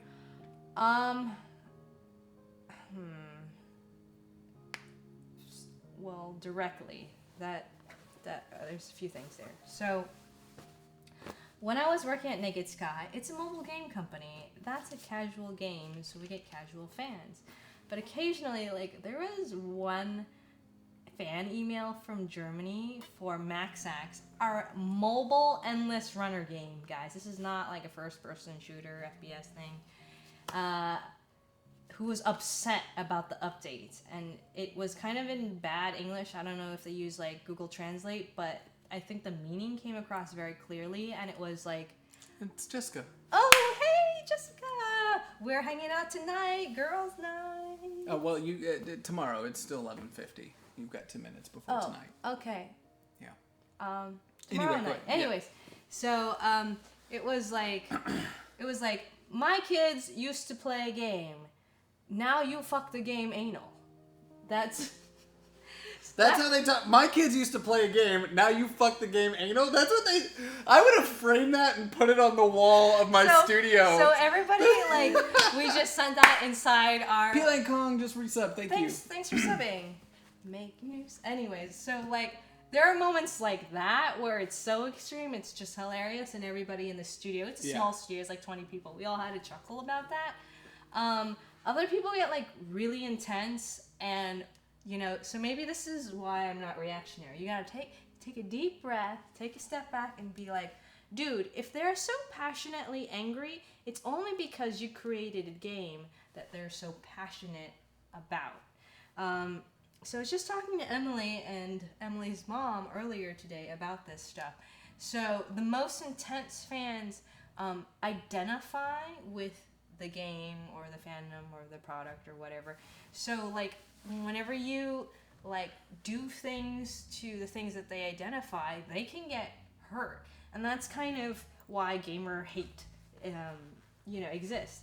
But like personally, the only direct thing that really hurt me was I don't want to draw attention to this person because I think this could be a learning opportunity for them. But basically I was honored at a game design competition. So I designed a game, and it won Best in Show, top prize, number 1. And I was super excited about that. Mm-hmm. And there was another team who was really upset and felt like they should have won, but they just went home and thought that to themselves. But I guess they told a friend, and we're all kind of game developer peers, right? In the community, indie game developers are pretty tight-knit. And that person tweeted at the organization who gave away that prize, said that the judges were unqualified to even pick the person, and that they should rejudge the competition. And that really hurts. That blows, Yeah, and that gets me to like an overall point that I think and is that was another woman with too, the internet. So I was like, what? I think there's a lot of stuff that happens with the internet generation where there's this sense of entitlement. Right.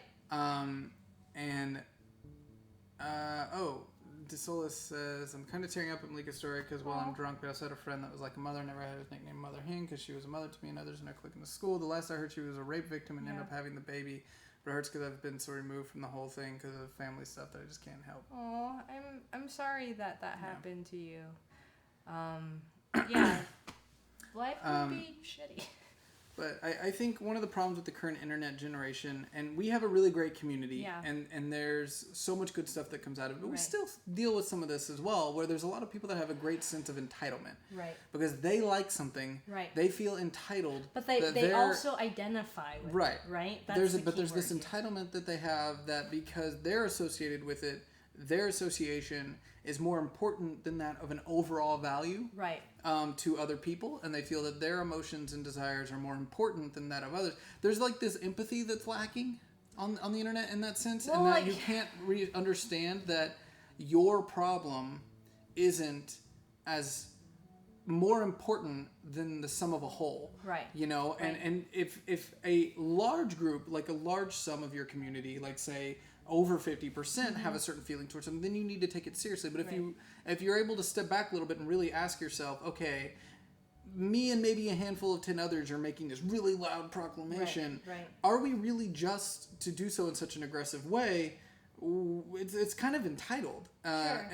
And it's a weird thing coming up from the Midwest, right. and not having the internet growing up and having this like these values put upon you of how right. you treat other people and how you always remove yourself. It's kind of like that thing of like when you're around people who talk on speakerphone in public. Right. It's that same kind of thing to me. Yeah. It's like you're hanging out in a lobby of some place and you've got your phone on speaker. And they make their private conversation public and they don't care. And they don't care. And it's really inconsiderate. It's inconsiderate. And it's that feeling of like removing yourself from a situation and saying, I am not the only person in this universe. And as a society, we have to surround ourselves with other people. And it's weird that so many people online, through either anonymity or entitlement, just right. feel that they can just be like, my opinion is better than everyone else's. This is about me. So, it's fucking weird. So, actually, this is gonna get deep. Anyways, so first of all, there was a quick question. What is it that people in chat or random social media encounters could say to you that really get you upset? Easy answer. Anything racist, prejudiced, misogynistic, homophobic. Did I miss one of those? Yes. That's basic. That's what really gets me going, because that's just not cool. That is really mean. So there are times that entitlement on the internet can be like sarcasm. It can be hard to word things in a way that says I'm sharing my opinion as verse. Yeah, especially when you have Twitter where you only have a few characters. And I also agree with AJ that I also think the anonymity argument has become a shield for a bigger conversation at hand. Because our community is a good example of that. You guys are all anonymous. Mm-hmm. We have a great community. Right. And I think that it's deflecting from the main issues at hand. If you're a good person deep down, you're still going to feel guilt and shame. Absolutely. When you're anonymous. Right.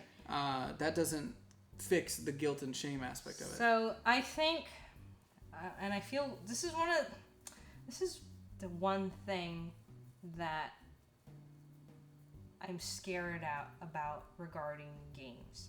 Because, so one of the things that attracted me towards like, hey, Malika, learn to make games, be a game designer, is I think it is an extremely powerful medium that engages all the senses and all senses of like time, space, and multiple dimensions, right? So people say paintings are 2-dimensional, sculptures are 3-dimensional, film is 4-dimensional. You're connecting with people on a really deep level because they are making themselves the protagonists of the story. Right. But it's even beyond that. So like film is 4-dimensional. People say games are 5th, 6th, and 7th dimensional because of the interactivity, because of it's just a new thing. The systems, loops, the feedback. So I was like, whoa, all the power to say things like child abuse is bad and you should have fun and animals are cool. These are all games that I have made. Anyways, but like Peter Parker and Spider-Man says, with great power comes great responsibility. And I feel like as a culture, one of the reasons why we're moving towards interactivity, where my phone is special and just for me, because I can interact with it, and the feedback is, this is Malika's phone, and your phone is completely different, right? And then when my desktop is completely different than yours, and when I go to Subway and Chipotle, it's a have it your way kind of culture, and where each gaming experience... Everything is made to build to make us feel like we're special. Exactly, and with gaming experiences, right? So it's different than watching a movie or reading a novel.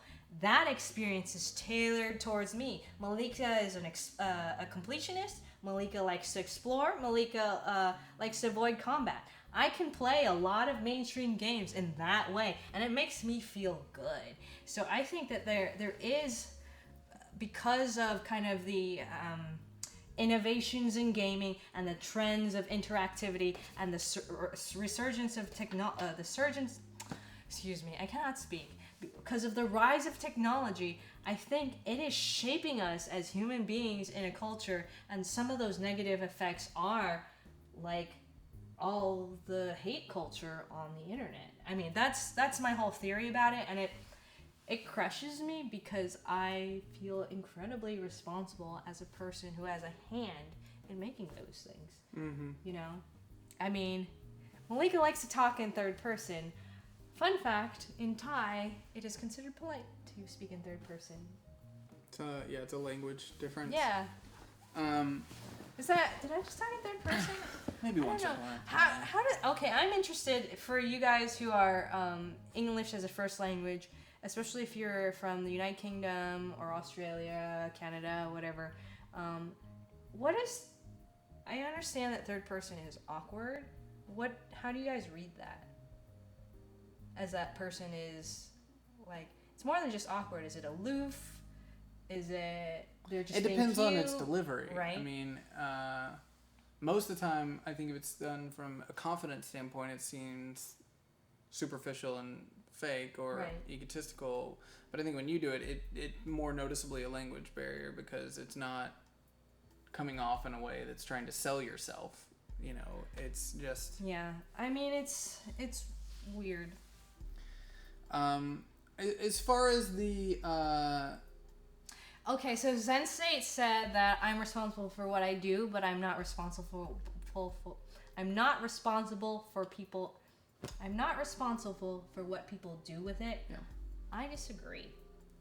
Because if and I'm not going to get into gun control, guys, but if I made it an option that you can rape a woman in your game, so this is like the big classic example, I think that's enough. You are responsible because you'll allow that to happen, versus just a game where you cannot do that. Oh, yeah, and I think that goes to a bigger point at hand of when people sometimes act like artists don't have to be responsible for the way people react to their content. I think a good artist is extremely aware and of a how, good person. Well, not just from a standpoint of negativity or something like that. Like, it's your job as an artist to understand how something will be perceived. Sure. Part of the biggest aspect of art is perception and how someone's going to perceive the content that you put in front of them, whether it's a painting, a song, a movie, and especially like film and video games. You don't just crap it out. You have hours and hours and hours to think about and plan and understand the reflection and how someone will react to certain things. You play test. There are so many opportunities for you to shape and understand how you will fold that into what response you get back from the community you're giving it to. I think it's the job of the artist to take some personal responsibility there. I don't like it when artists try to act like, well, I put it out there and then it's up to them and how they did it. I don't agree with that at all, because I think art is about social understanding and it's about knowing the culture that you're putting shit out on. I don't know. I think it's not just art. I think anybody that makes a thing, right? So, I don't want to really get into it. Like Boeing invented airplanes to take people from point A to point B. If somebody uses it to create havoc and destruction, like maybe they can do something to make that harder. But that is, to me, that again. That was kind of out of left field. Like nobody expected that. It is out of left field, but it's also one of those things that, as a realist, I think sometimes. Well, that's impossible, right? Well, it's not that it's impossible. It's the realist in me is saying, okay, when that stuff happens, it's terrible. Yeah, it is absolutely terrible. And it's one of those things that I think we too quickly jump to conclusions with that stuff, where we're saying one example forms our opinion on something, which is really strange because you have things like when it happens in a plane, we create stiffer control. We start labeling people as terrorists and all this kind of stuff. Right. When people get killed constantly with guns, we don't jump to change it because we feel a lot of it has to do with who's at the wheel. Yeah. And so speaking of wheel, what I thought was interesting because of that, so that's crazy to use, like, to think, hey, airplane designed to transport people, let's turn it into a weapon of mass destruction. There were people who were responsible for trains and giant trucks, and that went through their mind like, hey, we got to make it harder for people to use these things as weapons too. And I think that was the responsible and good thing for them to do. Yeah. You know, I'm glad that happened. You know, you brought up a good point where it's like, great, now we're, labeling terrorists and making... Thank you for following, Anel. Thank you for following. And Geek of Oz brings up a great point. You know, people always find a way to abuse or find bad ways. You know, they make a mod and turn your game into porn and that kind of thing. No, absolutely. I agree with you that as an artist, if you decide you want to take a stance against guns in this country, just don't put them in your game. Right. Then you don't give people the option. They can't they may be able to make a mod if you release the source code, but that's a lot different. They're reforming your game. Now, give them a game with no guns in it and no models of games in it. You're making a choice to give them a different kind of experience. I don't agree, though, that to say just because a game has guns, people go out and shoot people. That's two different things. Two different conversations entirely. I think the realist in me always is looking at stats. Right. And it's like when people try to say things about the terrorists on planes, stuff like that. It's like, okay, let's look at the stats. Right. What are the actual stats of people who actually commit terrorism in this country compared to gun violence? What are the actual stats of Middle Easterners or people from other countries creating terrorism in this country versus white Christians? J Crate and AGSME is a friend computer. Thank you for following. That kind of stuff, like when you base it at stats and you start looking at things from a realistic standpoint, it puts a lot of things in perspective. It's like we freak out about the spectacle of things. Why do we make such a big difference in planes? Because we're not at the wheel. Like so much is about that psychological perception of like, cars are completely legal. It's going to be years before we start seeing self-driving cars because it takes us off the wheel. And most people, especially Americans, and I'm part of this group, I fall into this category. Oh, yeah. I understand this is the big fight we've had about cars. Yes, it's about cars. All right, guys, we're going to have a fight about cars. I understand this because I am it. I am a Midwestern boy who at 5 years old was given a gun. I've never thought about harming anyone in my life, ever. I was raised on guns. I was raised to respect guns. I grew up building cars and all this kind of stuff. It's a personal... I agree that there should be like tougher gun laws, but I want to keep politics out of this because I think it's also okay for people to disagree with me. Yeah. What I'm saying though is I understand the mindset and the psychology. Yes, this is live. This is not a... Why do people think... Is it labeled rebroadcast? No. I'm very alive. He's alive too. I'm alive too. Did that hurt? What I'm saying is that part of me understands the Americans fighting for this stuff because I understand the parts of my personality that agree with it, which is basically that when I'm at the wheel, I think I'm special. Sure. I ignore data. I ignore all of the statistics and think that I'm special and that I'm different. And though other people may wreck their cars and that other people are putting other people's lives in danger by driving when tired and things like that, I'm different. I'm special. I'm unique. I'm in control of my own destiny. The reason we freak out about planes is because we're not at the wheel. We take so much psychology, like we step out of ourselves and we go, we got to trust that pilot. We're not in control. Because we like to imagine... Because I went to flight school. Understood. But we like to imagine that if we're in control, things would be different. And that's why Americans and cars are such an important thing.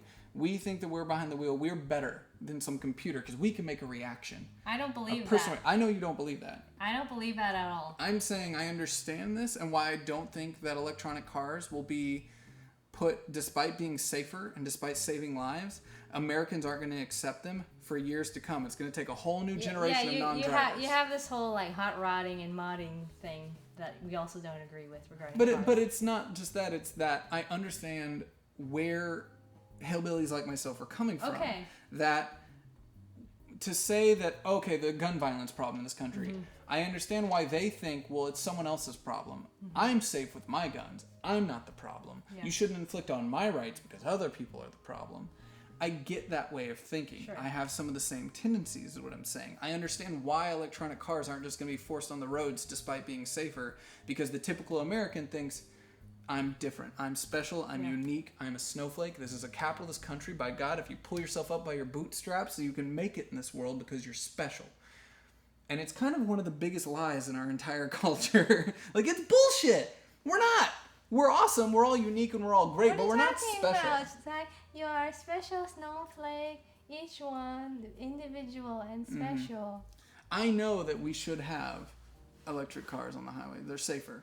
They read better. They read. If all of them were electric, you're talking about self-driving cars. Yes. There's a difference. No, I agree. You can drive your electric car. I know what you mean. That's another thing. What I'm trying to say is, well, that's different. Yeah. That's a personal preference. Right. You have a few problems with cars here that I don't.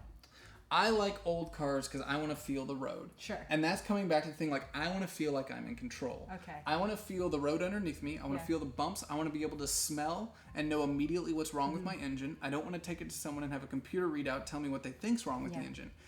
You put me in a car before 1990, I'll be able to smell it and tell you what needs fixed. Yeah, that's cool, but... And it makes me feel comfortable.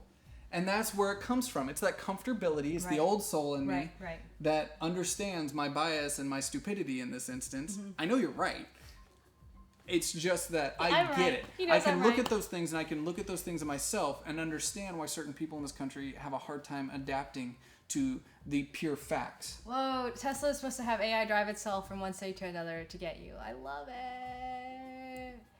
Honestly, though, as long as they're more safe than human driver, I don't see why they shouldn't be allowed. See, people agree with me. You are not special. You are not a beautiful, unique soul. You're the same or day. Yeah.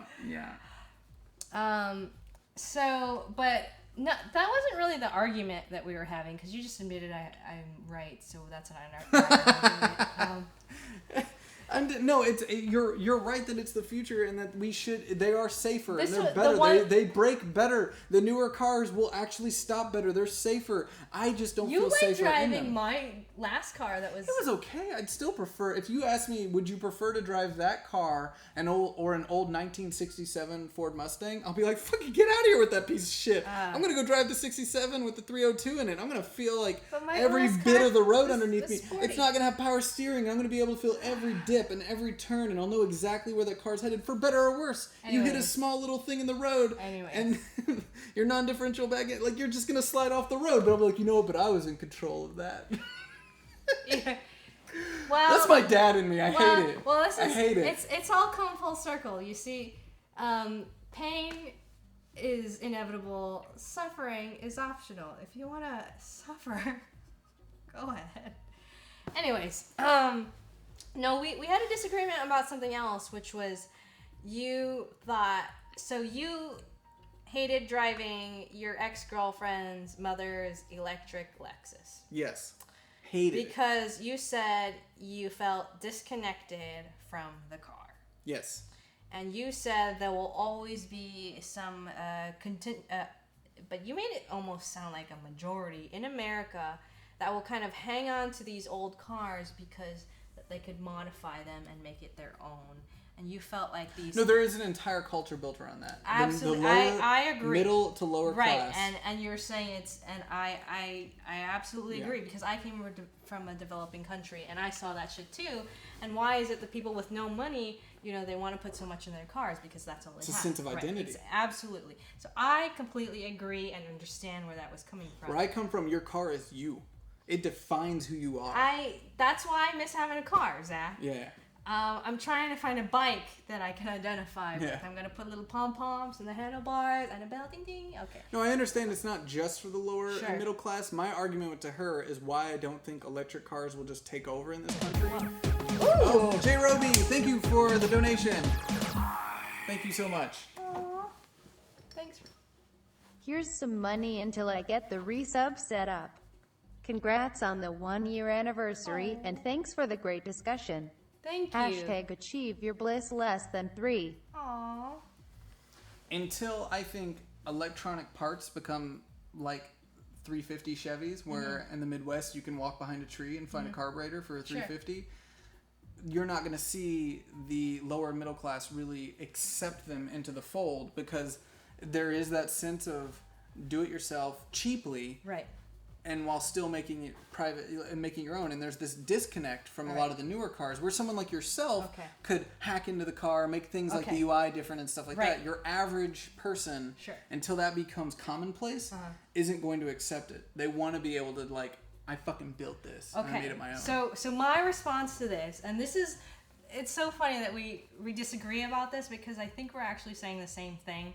But my vision of the future is that human kind of need and urge and mentality is still going to be there, but it's going to change its packaging. So yes, I was a person on a research group. We hacked a mini clubman for BMW. It was sponsored by BMW. Yeah, I understand. I'm very privileged. I have that sense of expertise regarding cars in that way. But I see incredible amount of innovation from people in developing countries. I am an alien. I am from a developing country, okay? And I see like people hacking small robots, machine parts out of aluminum, metal bits, scrap metal. It's the amount of innovation in a developing country is insane. It's true. And so percentage-wise, you're talking about 2%. No, of the I'm population. not. No. Let me finish. No. I'm not finished. You interrupted me. You're talking about 2%. Mansplaining. Really? You're talking about this is relationship arguing. You're talking about 2% of the population who is doing that kind of hacking, whereas most of the population is still doing the old school style welding, putting shit together, using old parts and stuff like that. Like, not as many people are using high tech modifications. Anyways, I was getting to that part. So, I see an incredible amount of innovation, and you see it in places like India and China. Where did all those cheap bootlegs come from? You know, DVDs and CDs, fake Game Boys, fake iPads, iPods. They're in China. They're making that shit right now. There are some parts in China that are like almost a first world country. There are other parts in China that are so poor they're as poor as some towns in Africa, right? But already, so it has begun on Kickstarter right now. There's a $49 3D printer. Mm-hmm. You know, so the innovation, the drive to modify, the drive to make technology your own is always going to be there. And I'm definitely seeing people, even like your dad, like maybe not your dad, but people like your dad, embracing that goddamn cheap ass 3D printer. They're going to, design something on their phone. They're going to beam it over to their 3D printer and they're going to use it to modify their high-tech car. So right now I'm kind of pissed off because I think learning things like Raspberry Pi and Arduino is still kind of out of reach, but it's getting simpler and simpler and cheaper and cheaper. But you're being an optimist about it. I'm talking about the America I grew up in, and the America I grew up in isn't doing that shit. Well, boy, it's changing. It is changing. I saw the internet change things so fast. Yeah, what is Twitch? Look at what we're doing right now. Look how fast entertainment has changed in our lifetimes. We're getting old. I agree with you. A whole year has passed in our relationship. The realist in me would ask you, how many people in my hometown watch Twitch? Well, your parents do. Because I'm on it. And they tune in, they're like, our internet isn't quick enough to watch it, so we turn it on low and we'll hear a couple words and then we got to turn it off. This is still a large part of our country. But look at the bigger picture. How many people from your hometown moved to Los Angeles to become such influential content creators? One. Exactly. So that is the beginning of change and progress. No, but that's... absolutely. Okay, you're being optimist, I'm being realist. That's the difference. See, computer parts are exponentially cheaper at this point, literally each year. They really are, but that doesn't mean people know how to use them. China bums me out, the fact that they had to put suicide. Yeah, that's actually another story. Yeah, it's true. By the way, people die for iDevices. Zach's parents are on dial-up, but they're not. They're on DSL that only runs at 112 kilobytes a second. Dude, but I remember plain old telephone service POTS from my childhood. I remember making my GeoCities. Lizzie's like, oh my god, I hate realist, LOL. Sorry. He's like, no, it's fine. I'm a bummer. I'm a huge Debbie Downer. Like, I get it. But like, they're teaching programming to kids in elementary school. Like, this is happening, My grandma, who doesn't have more than a 4th grade education, her kids and grandkids, live in the United States. Up until the time she was alive, she was teaching herself English.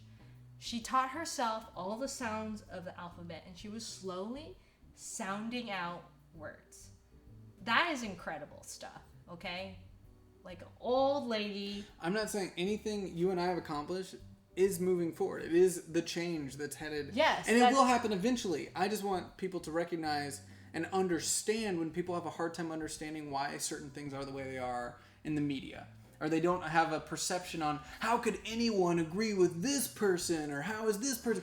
It's good to have perception. It's good to understand why so much of our country still feels this way about certain things it's a good conversation to have in an honest way, and not just say it's all changing, it's all going to be great, because there's still a huge part of our country that isn't on that boat. They're not on the same boat you and I are on. They're not in this chat room.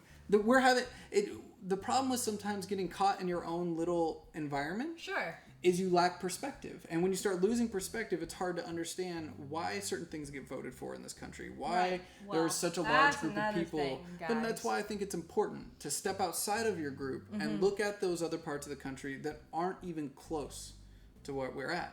And that we are moving forward. I agree with you. And we are an example of, like, you can get out of there, you can do these things, you can move forward and progress. Obviously you can. But it's good to understand where all that other stuff's coming from and why we're a long way from certain things. And it will be really hard to just push on the American people certain things. I don't think, but see, I don't see it as a push. I just see it as time changes, as technology changes, the same human wants, needs, and desires are going to be expressed in a different way. You know what I mean? So instead of welding those parts together, they're probably going to 3D print them, you know? Yeah, that's a very good possibility. See, he doesn't believe it. No, I think it's a good possibility, and there are people that will do it. You're always going to find those people that will do it, and you're always going to find people out in the middle of nowhere doing amazing things too, because they have time on their hands, and some of the most cool stuff comes out of the middle of nowhere. Absolutely, the guy with what was that story we were listening to the other day? The guy who made himself a cave, and then they discovered it, and they're like, "Why would somebody do such a thing?" Yeah, I mean, there's always going to be examples of that, but it's good to have perception and to understand where so much of the country's coming from. Otherwise, we end up in the same argument over and over again and just say, "I'm right, you're wrong, and you know, and then they say they're right and you're wrong." I don't know what you're talking about. I'm right. Yeah, and it's good to have perception on that stuff. Yeah, they already 3D print a lot of stuff. Like airplane engine parts are mostly 3D printed now, you know, and then people are going to salvage those parts. Yeah. My worry, Hyper RPG, if that's Joe or Rai on there, is it says the next generation will grow up knowing how to use computers like the last generation knew cars. Now, where I'm from, what I worry about that, because I think that's how it should be, is one of the things I have a problem with our current generation that, and it is our school's problem, and it's the older people, it's not the people who are young's problem. I think it's the people who are in charge now not properly sharing those things. So like the school I went to, when I was in high school, I had my senior year 4 hours of auto mechanics. Yeah. And 3 hours of art. That was my senior year. Auto mechanics and art. That was it. That's cool. It's cool. You know what my program didn't even have? What? Computers. Computers, exactly. Wasn't even there. Guess what's still not there? Computers. Mm-hmm. You know what is still there? 4 hours auto mechanics, because it's a trucker town. Yeah. Where trucks, you know, that's like one of the best jobs in that area, and the economy of the area drives the product. Sure. Somebody mentioned earlier in the chat, outsourcing in this country is going to lead to our biggest downfall, because people in other countries are getting taught those things because that's what the jobs are. You need to know how to wire a circuit board in China. Sure. You need to know how to build a Game Boy in China. You don't here. You don't. That's not where the money is. It's a capitalist society. Should know, you it's should. Fun. You and should. I wish we had but a show those about words it. Or those jobs. Those jobs don't exist, and the market is always going to drive the knowledge. Where I'm from, there is no market to know those things. Sure. It would make them more viable in a larger globalized kind of marketplace to know those things, but that part of the country isn't a part of the global marketplace. It's a part of its own local economy, and that local economy's jobs are auto mechanics and farming. And that is a large part of our country. So until we start creating those jobs on our own soil that encourage people to know those kinds of skills, it's never going to be at the forefront of why we should know them. Oh, speaking about auto mechanics and farming. So, let me tell you about farming technology. See, this is the optimist in me. So, I think a lot of people who don't know anything about farming, I'm going to check in on this stuff. Like, I think a lot of small countries like my Netherlands will be early adopters of things I think so too. Yeah, I think those countries are much closer prepared. I'm not saying the rest of the world isn't prepared. I'm talking about America and the America I'm from. Lots of schools have robot building classes, which include circuit boards. Yes. So, but even things like farming are changing. They are. You know, they're having to adapt. Well, people who are, who own farms aren't like necessarily country bumpkins. A lot of them have advanced degrees in agriculture science, and they are innovating the way we grow food and fuel in this country in astonishing ways. Mm-hmm. I mean, a lot of people don't know. It doesn't make like front page news, but actually a lot of my friends who, their father did what their father did, what their father did, they're coming back to the land, and there's a movement like amongst hipsters and stuff to like, okay, my family came from farming, I'm gonna come from farming, but I'm gonna go for school from it, and I'm gonna invent things like robots and alternating things and urban farming and all sorts of innovation to kind of keep up. This technology goes, perpetuates through all fields, and it's changing everything that we do as human beings. I'm excited about it. I'm excited too, and I agree with everything you're saying about what is happening. Again, I'm just trying to be that like poop caboose that's then saying, oh, are you the devil's advocate? Yes, always. I always play devil's advocate. Would be cool to 3D print food from basic materials. So, Soylent, and also, so some people have ethical issues about consuming meat, right? That's one of the reasons why some people are vegan. And here's an interesting question for vegans. So in labs, they've already created like a chicken breast or a fish fillet. So you didn't farm a whole organism. You just created the tissue that is made of the same components as if you actually harvested it from a living organism. Right now, the reason why it's not widespread is because of cost. So, food for thought, literally. Just you wanted wrapped to that say up nicely. That. What? You're so proud of yourself. Food for thought. Literally. 3D printed food is starting. The first 3D printed drug was, and then also there are these edible sporks in India. Yeah. Yeah, anyways, that's another thing. You hate this, creeps me out. Sickest feeling. Thanks for the comment. Still not vegan, but like vegan food, so still omnivore. Food for thought. But basically, we agree and disagree at the same time on all that stuff. Anyways, and it's just a good talking point. We were supposed to tell you about the Jordan story. Long story short, the reason why all this happened and Jordan even met Zach is because of me. Okay? If you remember one thing from tonight, it's me. So Jordan is an incredible creator and business person, entrepreneur in games. He's, a little bit of my hero. Anyways, he's a lecturer at USC, and that's where I did my master's degree. So he was my professor. So before I even met you, he was like, Malika, what are you doing after graduation? Maybe you should come work for me. And I was like, ooh, this is good because I have so much student debt. There's a plan. And then I met Zach, and then he started a HeroClix show. Mm-hmm. Because Hector introduced you to HeroClix. And I was like, HeroClix, what's this thing? And then I had a few fun times playing HeroClix with you, only flying characters. And I was sitting in class, and Jordan was talking about how awesome it is to own the patent of something so that when you sell your company, you can also sell the patents and you can make a lot of money. And he was talking about WizKids, and he talked about how he invented this proprietary system where you click the base on the bottom of these figurines and it becomes a game mechanic. And I was like, Jordan, are you talking about HeroClix? And I was like, huh? And then I go home and I'm like, Zach, I totally forgot this. The creator of HeroClix is my professor. Do you want him on your show? And you're like, yeah, that would be cool. So Jordan was on your show, and he was like, oh. And the whole time I was like, Zach, Jordan's a great business contact. And I imagined that, hey, Zach's doing this Geek and Sundry thing. Jordan was just running his Battletech Kickstarter. It was gaining some ground, already earned a couple $1 million. And I was like, this would be kind of cool, because Jordan always makes cool stuff, and he could always kind of connect Zach so that Zach would have great content for Twitch. It kind of went a little further than that, because they're both great, brilliant people, and they're like, screw this, let's make our own company. And that's the story of how Malika matters in everything.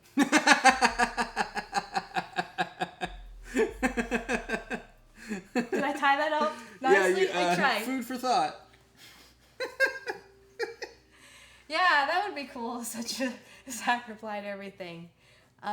He's amazing. You still have a bunch of Mage Knight minis. Do you have a professor's exam for role playing? Yay, I didn't miss Honesty Hour.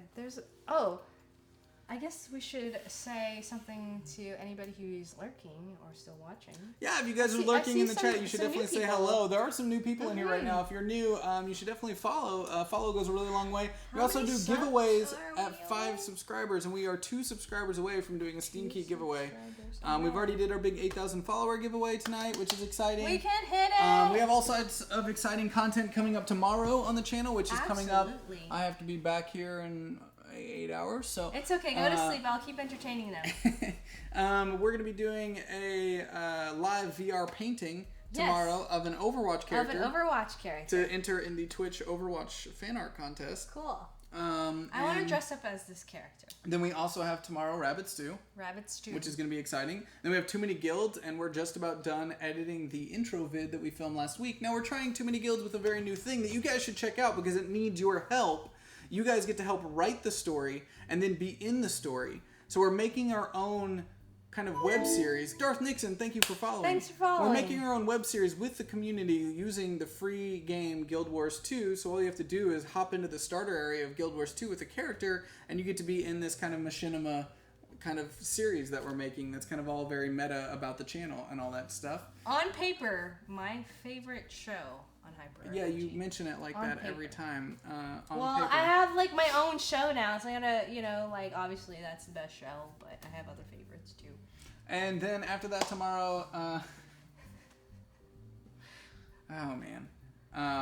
Then after that tomorrow we have... is coming back. We do. Yeah. And then tomorrow night we have Trivia Hops, our first time with Trivia Hops on Thursday night. So hopefully you guys are all here representing tomorrow. Kirby is unfortunately on a gig tomorrow night, so it will be Sally and I hosting. Sally and you. Yep. And then tomorrow is our fantasy role-playing games trivia episode tomorrow night. So...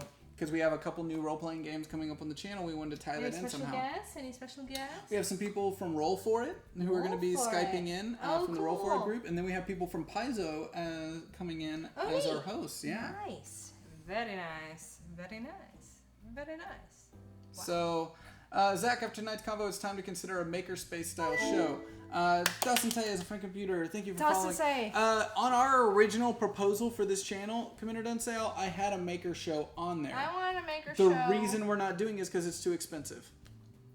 Guys, so much of the shows we want to do, we can't do yet because we don't make enough money. We stick to shows that we can afford because we have a couple shows that are really expensive and we have to work around those. Running a business is hard. So there's a lot of things we want to do, but certain things are too expensive because of materials and time and the professional quality that has to come out of it. And to have people who are professional with those things costs more money. So. Yeah, and you need proper ventilation because you're going to solder things. Anyways. Rethix, when you say please help, what's up? You got to talk to us. Yeah, I see please help. Just one more time. AJ asked me, 3D printing is expensive and takes forever. That's true. Rethink, say what you mean. Spamming like that gets you. Yeah, I have a limited time. Yeah, he's been. Bill Duran from the Punch Drops would be a great host. No, we love Bill, but Bill's a professional, and so. Bill, as a professional, we'd have to pay for the materials, we'd have to pay for his time, and that's expensive. It makes it a really expensive show. How much does Twitch's cut from the subscriptions? They take up to 50%. I canceled Firefly. Up to 50%. I want you to sell Cutco knives.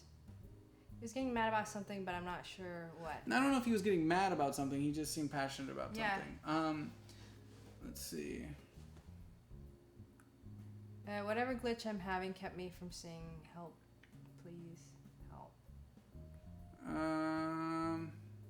Wow. Whoa. What's all the damn? Oh, how much they take? Maybe is that what people are? Oh, maybe.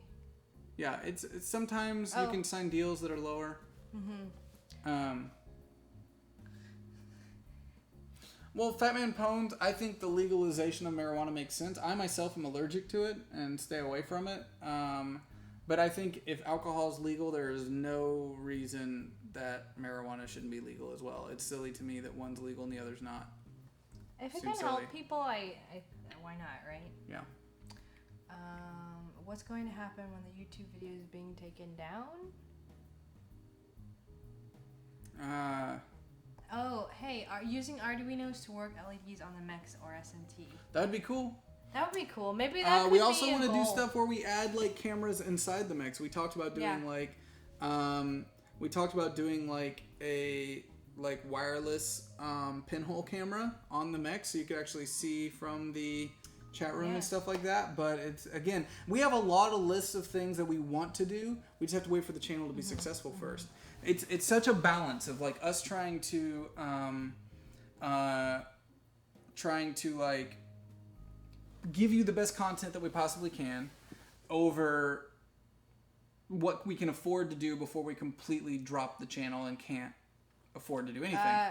Rethix, I think Rethix, if you're having a hard time in life, we're definitely here to It might be better for you to private messages too if you're having a hard time. Say it in chat, collect your thoughts. Sure. And put it into chat. Yeah, that would that would or be good. like put it into a message, a private message.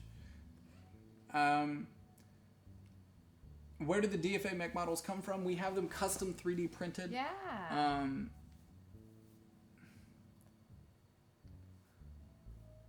Let's see. Shapeways. Do we print them at Shapeways? Is that I'm not true? sure if we do actually. I think we have somebody else doing them. It's kind of expensive. Can you explain a little about your day-to-day for us newbies here? I would love to become a regular Brother here, and it John. sounds like you have several different shows. So, Brother John, let me give you the rundown. We are a premium live streaming channel here on Hyper RPG. We have all sorts of different programs. Every day is a different style of program. On Mondays, we started off with a little bit of VR painting. Hold on. I think some people don't know what the mechs models are. Oh, the mechs models are. Okay. Well, yes, Fat Man Pwned. We do custom 3D printed mechs. On Friday nights, we have a show called Death from Above, where we work directly with Hairbrained Schemes to bring you a really unique show where we do role-playing. We've created a new role-playing show. It didn't exist. And then after the role-playing, we go to a giant 4x8 foot table with these custom 3D printed mechs from the BattleTech MechWarrior Award that are hand-painted, and we role-play battle scenarios with our group and our team. I'm gonna do a little close-up here. Oh, no, don't do that. Okay. It's fine. So basically on Mondays we do all sorts of cool stuff. We have coming up next week our Valiant role-playing game show. Most of our content has to do with large production type stuff because we can pull it off from a production standpoint. My background is in production, so we try to do things that we know we can do that other people can't. So we do storytelling shows, and we try to get the audience involved as much as possible to where the audience feels like they're driving the content, which is all very heady and I understand isn't really explaining stuff very well. But we also have a show called Rabbit Stew that's Monday through Friday, where it's a chance to get to know the hosts and talk about topics that are currently going on in comic books, movies, games, and all that stuff. We have a different day of the week for every topic. And tech. And then we have all sorts of shows like tonight we had Shadowrun, which is a role-playing game show, and we also have, to go with that Shadowrun, I think one of the coolest things that nobody really knows about on Twitch. We created a custom metagame for the Shadowrun show. Mm-hmm. So one of the big things with this channel is we try to say that if you're a subscriber to this channel, we want you to feel, and if you're a tipper to this channel, we want it to feel like that stuff's not going to waste. So we try to create a system. One of the big goals on this channel is to work directly with game developers to create shows that involve kind of like Twitch plays Pokemon, but with a real-time incorporated audience. So you're not just spamming go up in the chat or press A. You're actually contributing in a way that allows your voice to be heard and for you to actually directly move and shape the things that are happening on screen. So our Shadowrun game is a really good example of that. We worked with the creator of Shadowrun, Jordan Weissman, to make a new metagame, and then people in the community helped out to create a website at hyperstraylogic.hrpg. Somebody should post it in the chat. Check that website out, search around a little bit. It's super dense. So when you subscribe to this channel, you're able to join our metagame in Discord, choose one of the 10 corporations represented in the Shadowrun world, and from that, you get to then work with your corporation to role-play out actions. She's a part of Wuxing, and they did a cookie swap. It's a great way for you guys to get closer with other people in the chat. to get to know people better in this community and have some fun while doing so. So you don't feel like you're just subscribing. You actually are buying a metagame kind of when you subscribe. And you get to vote on what kind of things you do as a corporation. Yeah. You get to fight other corporations. You can hire the Shadowrun team on our show to go after another corporation to steal assets from them. And then you can buy things in the marketplace based on the market value that you collect from spending your action points wisely or stealing resources from other corporations. So it's never been done on Twitch. It's completely unique.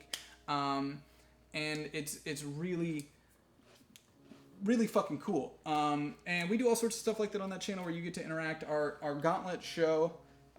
It's delicious too.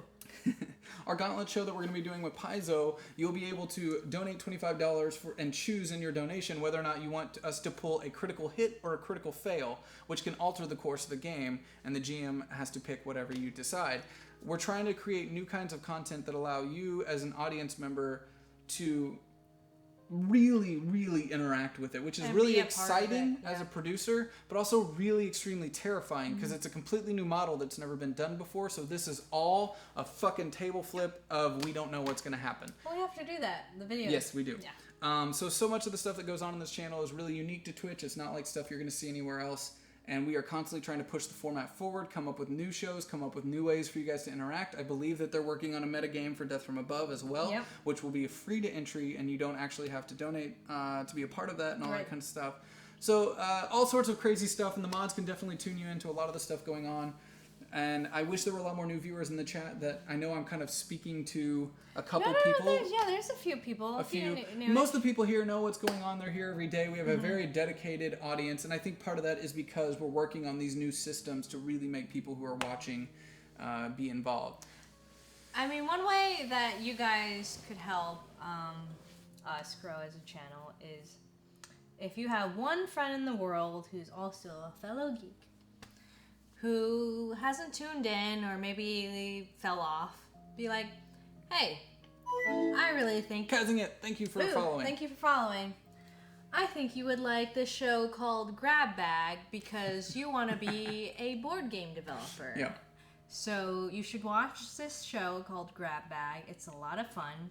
They make a new board game from 3 existing board games with new rotating guest developers every week. And the host is really cool and peppy too. So, it's you. It's Malika's show. Hint, hint, it's me. Tuesdays at 3 p.m. So if you could just, if you have a friend you think that would love Shadowrun, love Battletech, love any of these shows, or, is maybe, doesn't have a sense of community on the internet, Fat Man Pones, don't worry about it. Watch the channel, talk in the chat room. That's all we could ever ask for. Well, absolutely, yeah. And the following does help. Yes, following helps, and you did. Malika pushing for job security, yeah. And part of one of the goals of this channel is we want to bring entertaining content. First and foremost, our job is to entertain you. It's to give you an escape. It's to provide you with something fun and to be a part of a safe community. And when I say safe, I don't mean one that won't challenge you. We have shows like this where we will challenge you. We will talk about real topics. I mean safe as in we have a no bullshit policy when it comes to troll and people who abuse their powers of anonymity.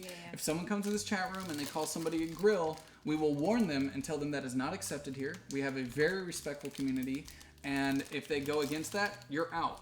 The internet is a very large place, and there's plenty of room for people who want to have intelligent conversation and be a part of a community. And if they want to not be a part of that and they want to just be dicks on the internet, there's plenty of other places they can go. We're not taking that away from them. They can go somewhere else. Man with the Yoda shirt has spoken. Don't be a troll unless you're really good at it. Unless you're really good at it, right? This. The people who made this. Yeah. You win. So we're all about respect and giving you a safe place in that way. You should be able to have great conversations. F you, Zach, is now following. Thank you for that. I'm working on gathering my crew to come watch the channel. Oh, thank you for that. That's great. Awesome. We're always working to make things better, too. We just rolled out a new overlay this week. We're rolling out a bunch of new videos. We're rolling out a new show next Monday, and then we're rolling out another new show in a couple weeks. We're constantly trying to push the envelope and push ourselves, too. Yeah, absolutely. Okay. This one thing we haven't talked about is how difficult it is to run a company like this and be in a relationship. Because we have zero time to ourselves. Go. Well, it's the truth. We sacrifice, and this isn't to make anyone feel guilty. No. It's tough to say. I choose this. This is my choice. I want this channel to succeed more than anything. I'm putting so much of myself into it, and I'm choosing that. No one should feel guilty for the fact that we're here and feel that they have some personal responsibility to take care of it. That's my choice. So you can totally support at least 20 of us camping out, right? Yeah. Aww. It's coming. We love this community, and we love coming up with new things, and we want to see how far we can push Twitch as a platform. Me as a content creator, the reason I'm excited about Twitch is because deep down I'm a storyteller. Yeah. And the idea that I get to tell stories with a community is really exciting. And unlike any other medium I've got to be a part of, we get to make content with the community. And that's really neat. And we get to let the community drive it. And I get real-time feedback, and we can adapt, and we can move things on the fly. It's exciting. It's also exhausting and extremely hard because I don't want to sound like a poop caboose. We are failing. That's okay. I'll bring the sunshine back. Okay. We are failing in that we're not growing as fast as we should be because outreach on a channel like this is extremely difficult. Because we are not following the typical format of Twitch, getting new people interested is very difficult. Now, the upside to that is our retention rate is one of the highest on Twitch. When people do tune in and they do become a part of the community, they stay very long. And we have a really, really high retention rate, which is something to be extremely proud of. And for that, I am. Our biggest problem is outreach and marketing because it's really hard to market something that's new and different without a budget to do so. Yeah. We are putting all of our budget into the content and into paying people properly on this channel even before we've succeeded, which is really important to us because we want people to feel appreciated. It's a weird way of doing things. We're taking huge risks and huge chances here. So the personal responsibility that I feel is until the channel's succeeding, I have to be here. Yeah. And that I sacrifice far from casual. Thank you for following. As long as the channel isn't exceeding or succeeding and becoming self-sufficient, I feel I should be here. It's my responsibility as the CEO to be here, to be fixing things, to be thinking about things, to be going over those things, to be discussing every night, like, how can we make it better? How can we make it better? Some of it feels like I'm beating my fucking head against a wall because I feel like we're making content that is elevated very high, looks extremely good, extremely well produced for a small team, especially with no budget. We're always pushing ourselves forward. We're sacrificing every ounce of time that we have to make the content better. And then you tune in and you see that still nobody knows it exists. And it can be so infuriating because we don't have celebrities on this channel. Yeah. We're in Seattle. We wanted to work with game developers to make the content rather than go to out. We had the option and it was my call. And Jordan put the ball in my court and I have to live up to that. We had the option when we first talked about this company. Do we put it in LA and work with influencers and actors, or do we put it in Seattle and work directly with game developers? Yeah. It's more exciting to me to work directly with the game developers to create content that's never been seen before on Twitch, but it does create a problem, and that we don't have influencers available in the area. And for a variety channel like this, having influencers available is what gets the most of your outreach. Thanks. Thank you for following. Most of your outreach comes from guests. From the biggest way that we were able to succeed quickly on Geek and Sundry outside of the front page support while I was there was guests. Starting off a charity drive with having people like Clark Gregg and Seth Green and all these other celebrities coming by brought their Twitter following, and it made people learn about our content. We have great retention, we don't have reach. So that's the honest situation that we're in right now. So until that changes, we're going to keep sitting here and beating our head against the wall and keep making it better. So the day that it happens, we're ready. Yeah. The idea is we'll keep making the content better, despite not having the money to do so. Keep bringing new shows despite not having the money to do so. Yeah. So when it does hit, and when we do finally get that exposure and people hear about us from something, we're ready. Yeah. And we can respond to it, and when we can react to it and surprise them with how prepared we are and how great the content is. That's the plan. I hope it works out. I really hope like that one time you were at a convention and people from the GNS community were asking you what you were doing after leaving the channel. Yeah, that's a really good point. Yeah. Yeah.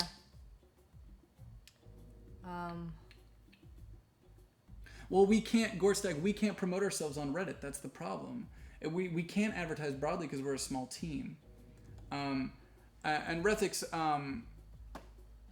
I understand you're saying it doesn't pace. Please ignore it. Rethix, please send us a private message. Yeah. It sounds like you have something important to say. Just send us a private message. That's the best way to handle moving forward. Yeah. But basically, what I'm saying is, and thanks, moderators. We have a team of people who are constantly thinking about ways to market. Malika's part of that team. Well, speaking of sacrifices, I guess it's okay.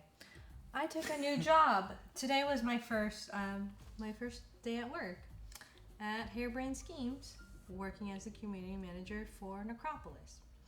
So I'm a little self-taught, but I have a little bit of a background with community management and also as a marketing director. And so I took that job so that I could afford to help you guys. That was one of the reasons why I did that. Because we have to have a place to live. Yeah. Right? There isn't a shower here. Sadly. We talked about that. We wanted one. We looked for a studio with a shower. Yeah. So, hopefully that will kind of actually strengthen the bond that we have with Harebrained Schemes. Yep. Now that I'm there. I ran straight from Harebrained Schemes to here because I knew we were going to do this tonight because it meant so much to me. Yeah. How much time do we actually spend at home? I don't know what you're talking about. Exactly. Because as soon as we hit... Our relationship is we make eye contact before we fall asleep. And it's like, I love you. Yeah. Yes, that is the honest truth. We're both really invested in making this work. Malika doesn't even work here, but because she's supportive of me and my endeavors, you've worked on a lot of the graphics for the channel. You're working on the street team package that we're working on. And somebody else mentioned you should have your community post stuff on Reddit. The other problem with that is a lot of our community doesn't use Reddit. Right. So that inherently is a problem there. If you have a bunch of people who don't use Reddit, then posting stuff to Reddit, it just sits because they don't have enough. Like, I tried Reddit, but I have such low Reddit karma already. I have almost no credibility, which is frustrating because... Hey! Genova Plus, thank you so much for your tip. It's really appreciated. Aww. Zach, I really appreciate the work you put in and your drive, but I've said that before. Malika, I appreciate your optimism, energy, knowledge, and willingness to help keep Zach alive.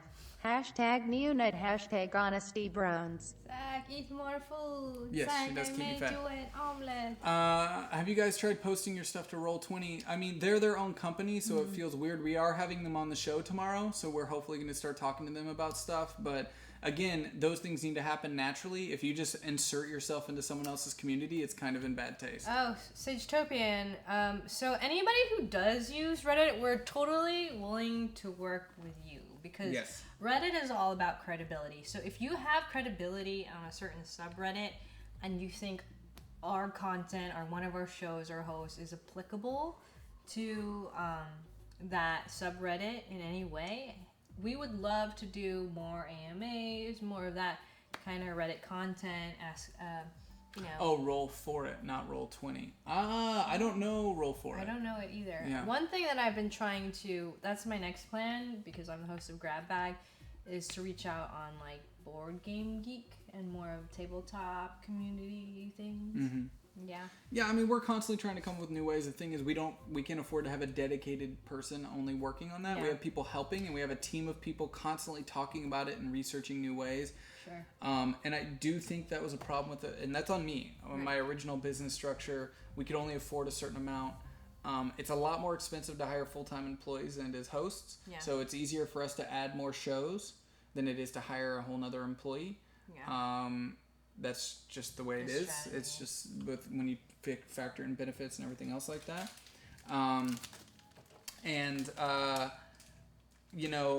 lot of it comes down to that very first push. Waiting does cool tabletop stuff. I know Will well. Very funny. I was just on Tabletop. Yes. I'll be on this season's episode of Tabletop. I just shot an episode of Tabletop with Will 2 or 3 weeks ago. Now you're name dropping like I do. Well, it's not name dropping. I know Will. He's a friend. It's not. Yeah, well, I work with some other people, like Robert Downey Jr. Yeah, but are you friends? You guys hang out? No, we wouldn't hang out. But basically, I wouldn't also ask Will. If Will was ever in Seattle, I'd ask him to be a guest. But I'm not going to go to people like my friends like that and say, hey, can you promote this thing that I'm doing? That's not okay when you're dealing with actors. There's a difference between how the normal world works and how it works when you're dealing with people who are friends, who are also influencers and in the industry. Yeah. You can't just ask them to be like, can you tell people about the cool thing I'm doing? That's in really bad taste. And you can't really... Did you hyper RPG name drop for that episode? I did. We'll see if it gets cut, though. Yeah. Who will you be playing with on the tabletop episode? I'm with Becca and Ivan. We're playing Lanterns. Cool. Thanks. Kazing it, just subscribe! Yes! Friend Computer welcomes a new Thank you so much. We're now one subscriber away from a giveaway. Oh, we can do it. We can do Kazing it. What position's Kazing it on the ship? It's your turn. It's my turn? What position on the Yojimbo? I think... you help. Do we have lubricators? No, we already did that. Maybe another one. They probably need help. It's a big ship. Lubricators? Yeah, and make everything run smoothly. There you have it, Kazing it. You are the official lubricator of the Yojimbo. So says Malika. So Malika worked with Robert Downey Jr. and Zach worked with Chris Evans. Hashtag Civil War. Dude, we totally did. Oh my god. I didn't. Yeah, cool. And neither one of them would remember who we are. No, well, Robert said hi to me first because, like you said, you have to be kind of cool, right? So I'm not going to ask him for an autograph or anything. And he was like, hey, how are you doing? And I was like, oh. I had like stars in my eyes, like anime stars. And I was like, I'm doing great. Oh my god. It was, and then like, after that, I was like, oh, that was not cool. I was not cool. I just did the starstruck thing because Robert Downey Jr. talked to me at the water cooler, or actually craft services, right? So later, because I worked on that movie for a week, I saw him again and I was like, hey, I'm sorry. I didn't really introduce myself the last time you said hi. So my name is Malika. How are you doing? You know, and I tried to act more like a normal person. And he was like, yeah, no offense taken, whatever. Just super chill. He's probably Spicy wasabi. Yes, spicy wasabi. Thank you for following. Thanks for following. Robert, Will, so casual. Yeah. You know, actually, what is awesome, so I'm in that scene with Sir Ben Kingsley, and people call him Sir Ben on set.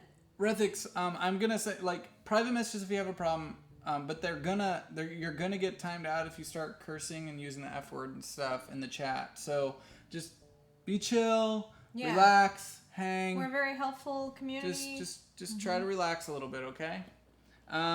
Okay, so I wanted to check. Somebody asked if we can get an update on the subscriber count. So Twitch wasn't showing us the proper subscriber count earlier today. It was telling us that we were still at 902. So I think there might be an overall problem with the number that Twitch is giving out. That's communicating with our with our bot that's reading that stuff. So let me check in the dashboard. I don't think he's a troll based on some of the stuff he said earlier in the chat. I think he just passionately has stuff he wants to say, and it seems like English may not be his first language, and he's trying to get stuff out, and it's not coming out in the right way. From what I've been able to see so far. Are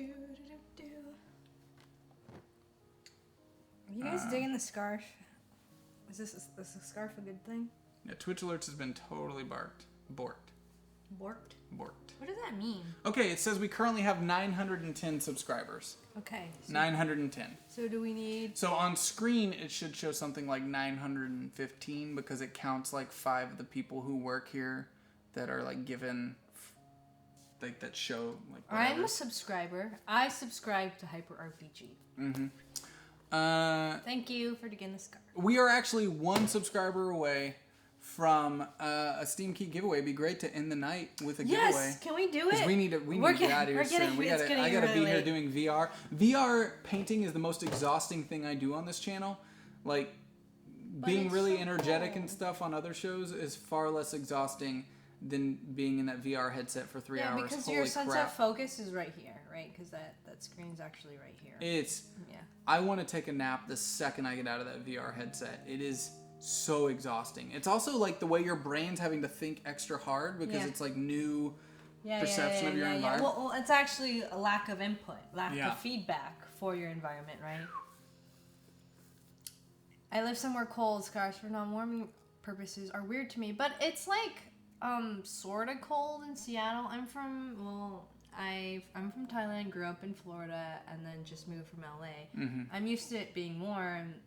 50 degrees outside is not warm to me. So I was like, well, I'm wearing a tank top, but I might be a little cold, so I'll just do this. Man with Yoda shirt, we use the HTC Vive.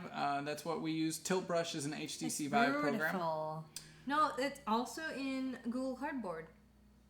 You can't paint in it.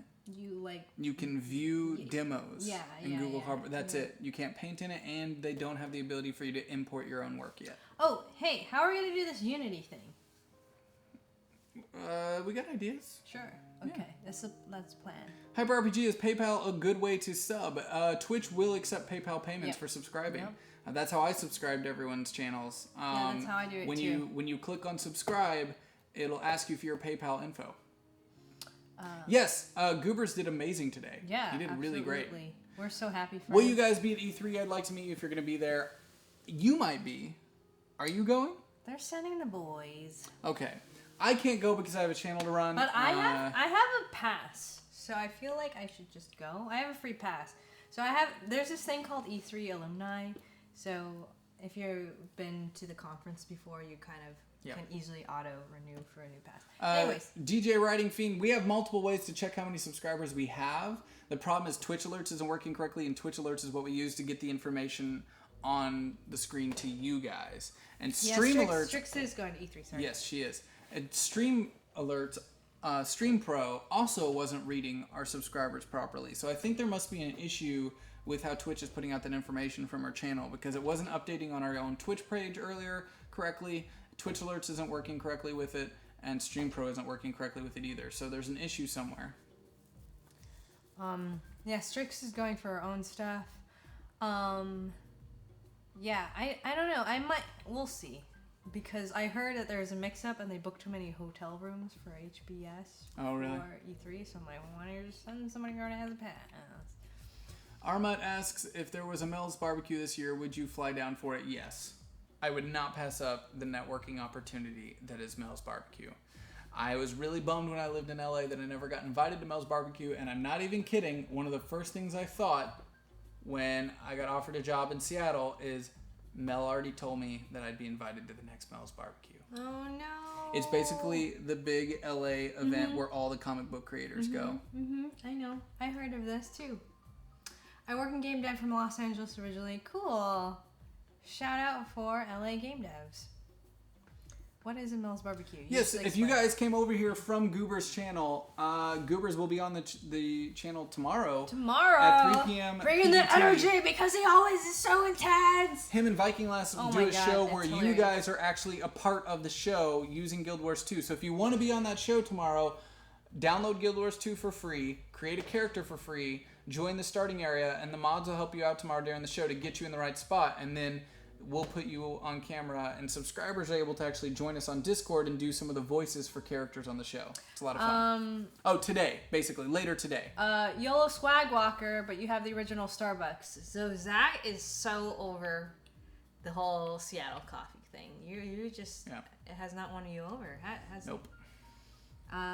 No TMG tomorrow? Too many guilds? Yeah, I'm not... I have so much to do. I am extremely. Yeah, we need to be ending soon. Yeah, we should be ending soon. Can we get one more sub, please? We're holding out for that one more subscriber, because then we do a stinky giveaway to end the night, which would be really cool. But basically, guys, I am, like I was telling Malika before we got on here, I don't know if I should talk about it or not, but I love you. I love you too, babe. Wow, that's the most emotion they're ever gonna see out of me. I am so exhausted. Right now? Or in general, like stress, life weary? Yeah, just the amount of work, rolling out the new overlay this week mixed with the big Necropolis event that we have coming up at the end of the month. June 25th, we're doing a very large Necropolis LAN party here in the studio. Are we allowed to talk about this? Because I have deets. We can't say... I have some deets. We can't can say who. We can't say who. Because we don't have anyone officially locked, but I can say that the guest list we're going for could be what turns this channel around. Yeah. Absolutely. I actually added some more names to the possible list today. Yes. So we're looking to have 5 teams of 4 players, local co-op competing for a 12-hour stream to celebrate the upcoming release of Necropolis. Necropolis! It's going to be nuts. If we get even half the people we want, it will be the biggest thing we've done for this channel by far. Ooh! Grassneck did it! Yes! Computer. Thanks for subscribing! Yes! Welcome to Yojimbo. Yes! Give him a title. I'm going to get the Steam Key I'm giveaway gonna give ready. him a title? Yes. The newest sub. Alright. Don't give them another lube job.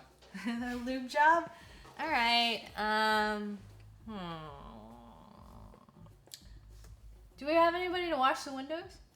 We don't have a window washer. Okay, there you go. Congratulations. You're washing the windows of the Yojimbo in outer space. Yeah, isn't that pretty cool? That's like an important job. There's some space grime on those windows. Get to work. Space grime? There's all sorts of space grime out there, guys. What are you gonna call it? Is it just regular grime? Is grime in space grime or just anyways? So be active in the chat. Is this how it works? This is how it works. All right, be active in the chat. So we'll pull a winner from that in a second. I'm gonna go ahead and start looking at who we should raid to end this thing off. Who should we raid? Who should we raid? Who should we raid? Who should we raid? Sorry, I'm so excited. We got 5 subscribers. So follower train, 5 subscribers. This is great. And a few donations. And it seems like a few new people just popped in and learned, like, from the top. Who are we? What do we do? Why is there a pillow behind you? We didn't really get into that, but that's okay. Seems like I have to come back. And, oh yeah, the Necropolis event. Some people may be flying in for this event. Oh yeah. They're important enough to be flown in. Oh yeah. Possibly, maybe from another country. Yeah. Damn! You don't even know about this, Zach. Denoyo is the winner! Oh, Denoyo! And Heaven's Glory is now Welcome following. to the Yojimbo. Thank you so much. Guys, thank you so much. We really appreciate it. There were a lot of topics we didn't touch on tonight, but that just means we got to bring you back sometime to talk like some about more. how, as an alien, I landed in my small spaceship in Southern California. Yep. And grew up in the swamps. Yep.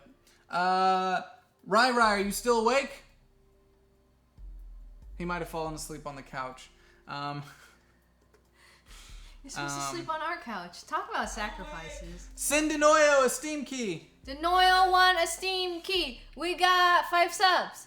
Denoyo won a Steam Key. We got 5 subs. Yeah. Yeah, okay.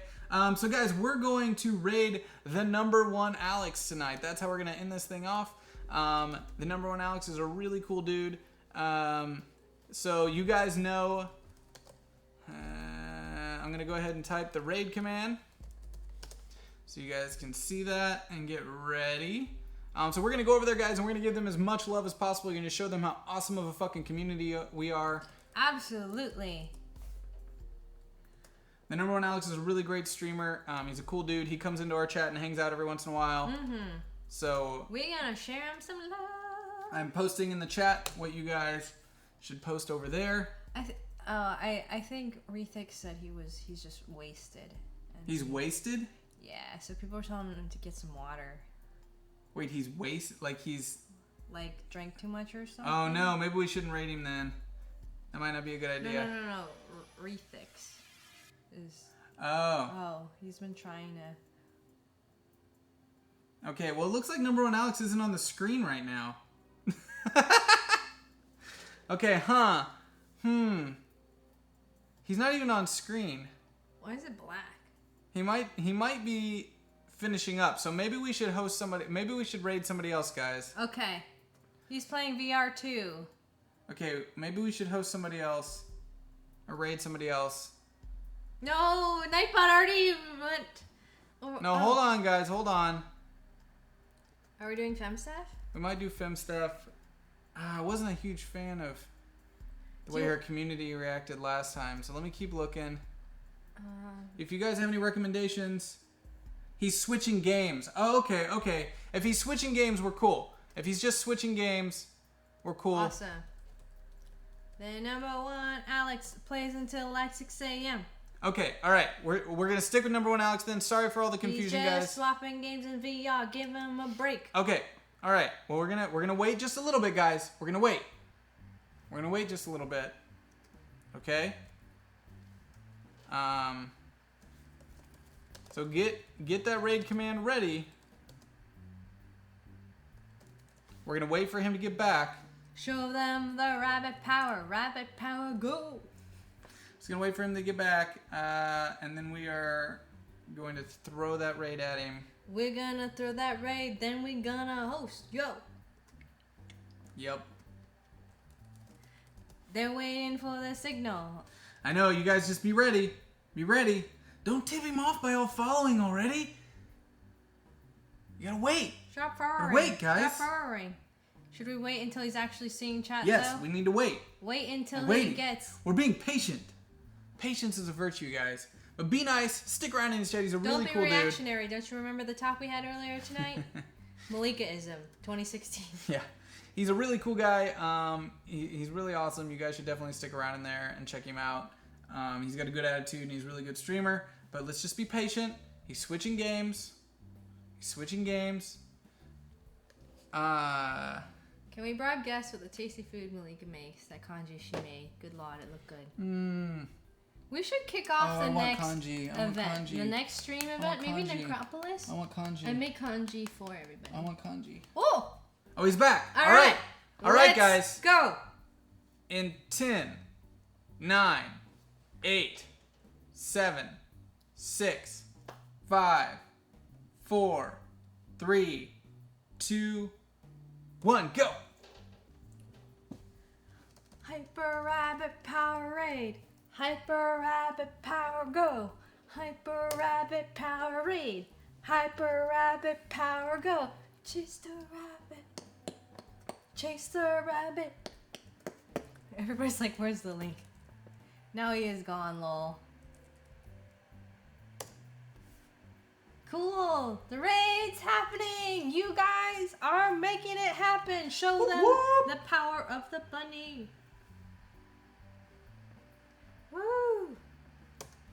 All right. Yay. For anyone that's still watching, thank you guys so much for tuning in. Malika's going to dance while I go turn off the stream and get the rebroadcast ready. Thanks.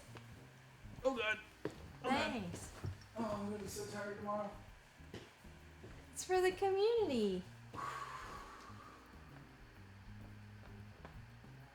Thanks for watching Honesty Hour tonight. Thanks for watching Honesty Hour tonight. Thanks for watching Honesty Hour tonight. Thumpers, you are the best. Thumpers, you are the best. Thanks for watching Honesty Hour tonight. How long do I have to do this? Thanks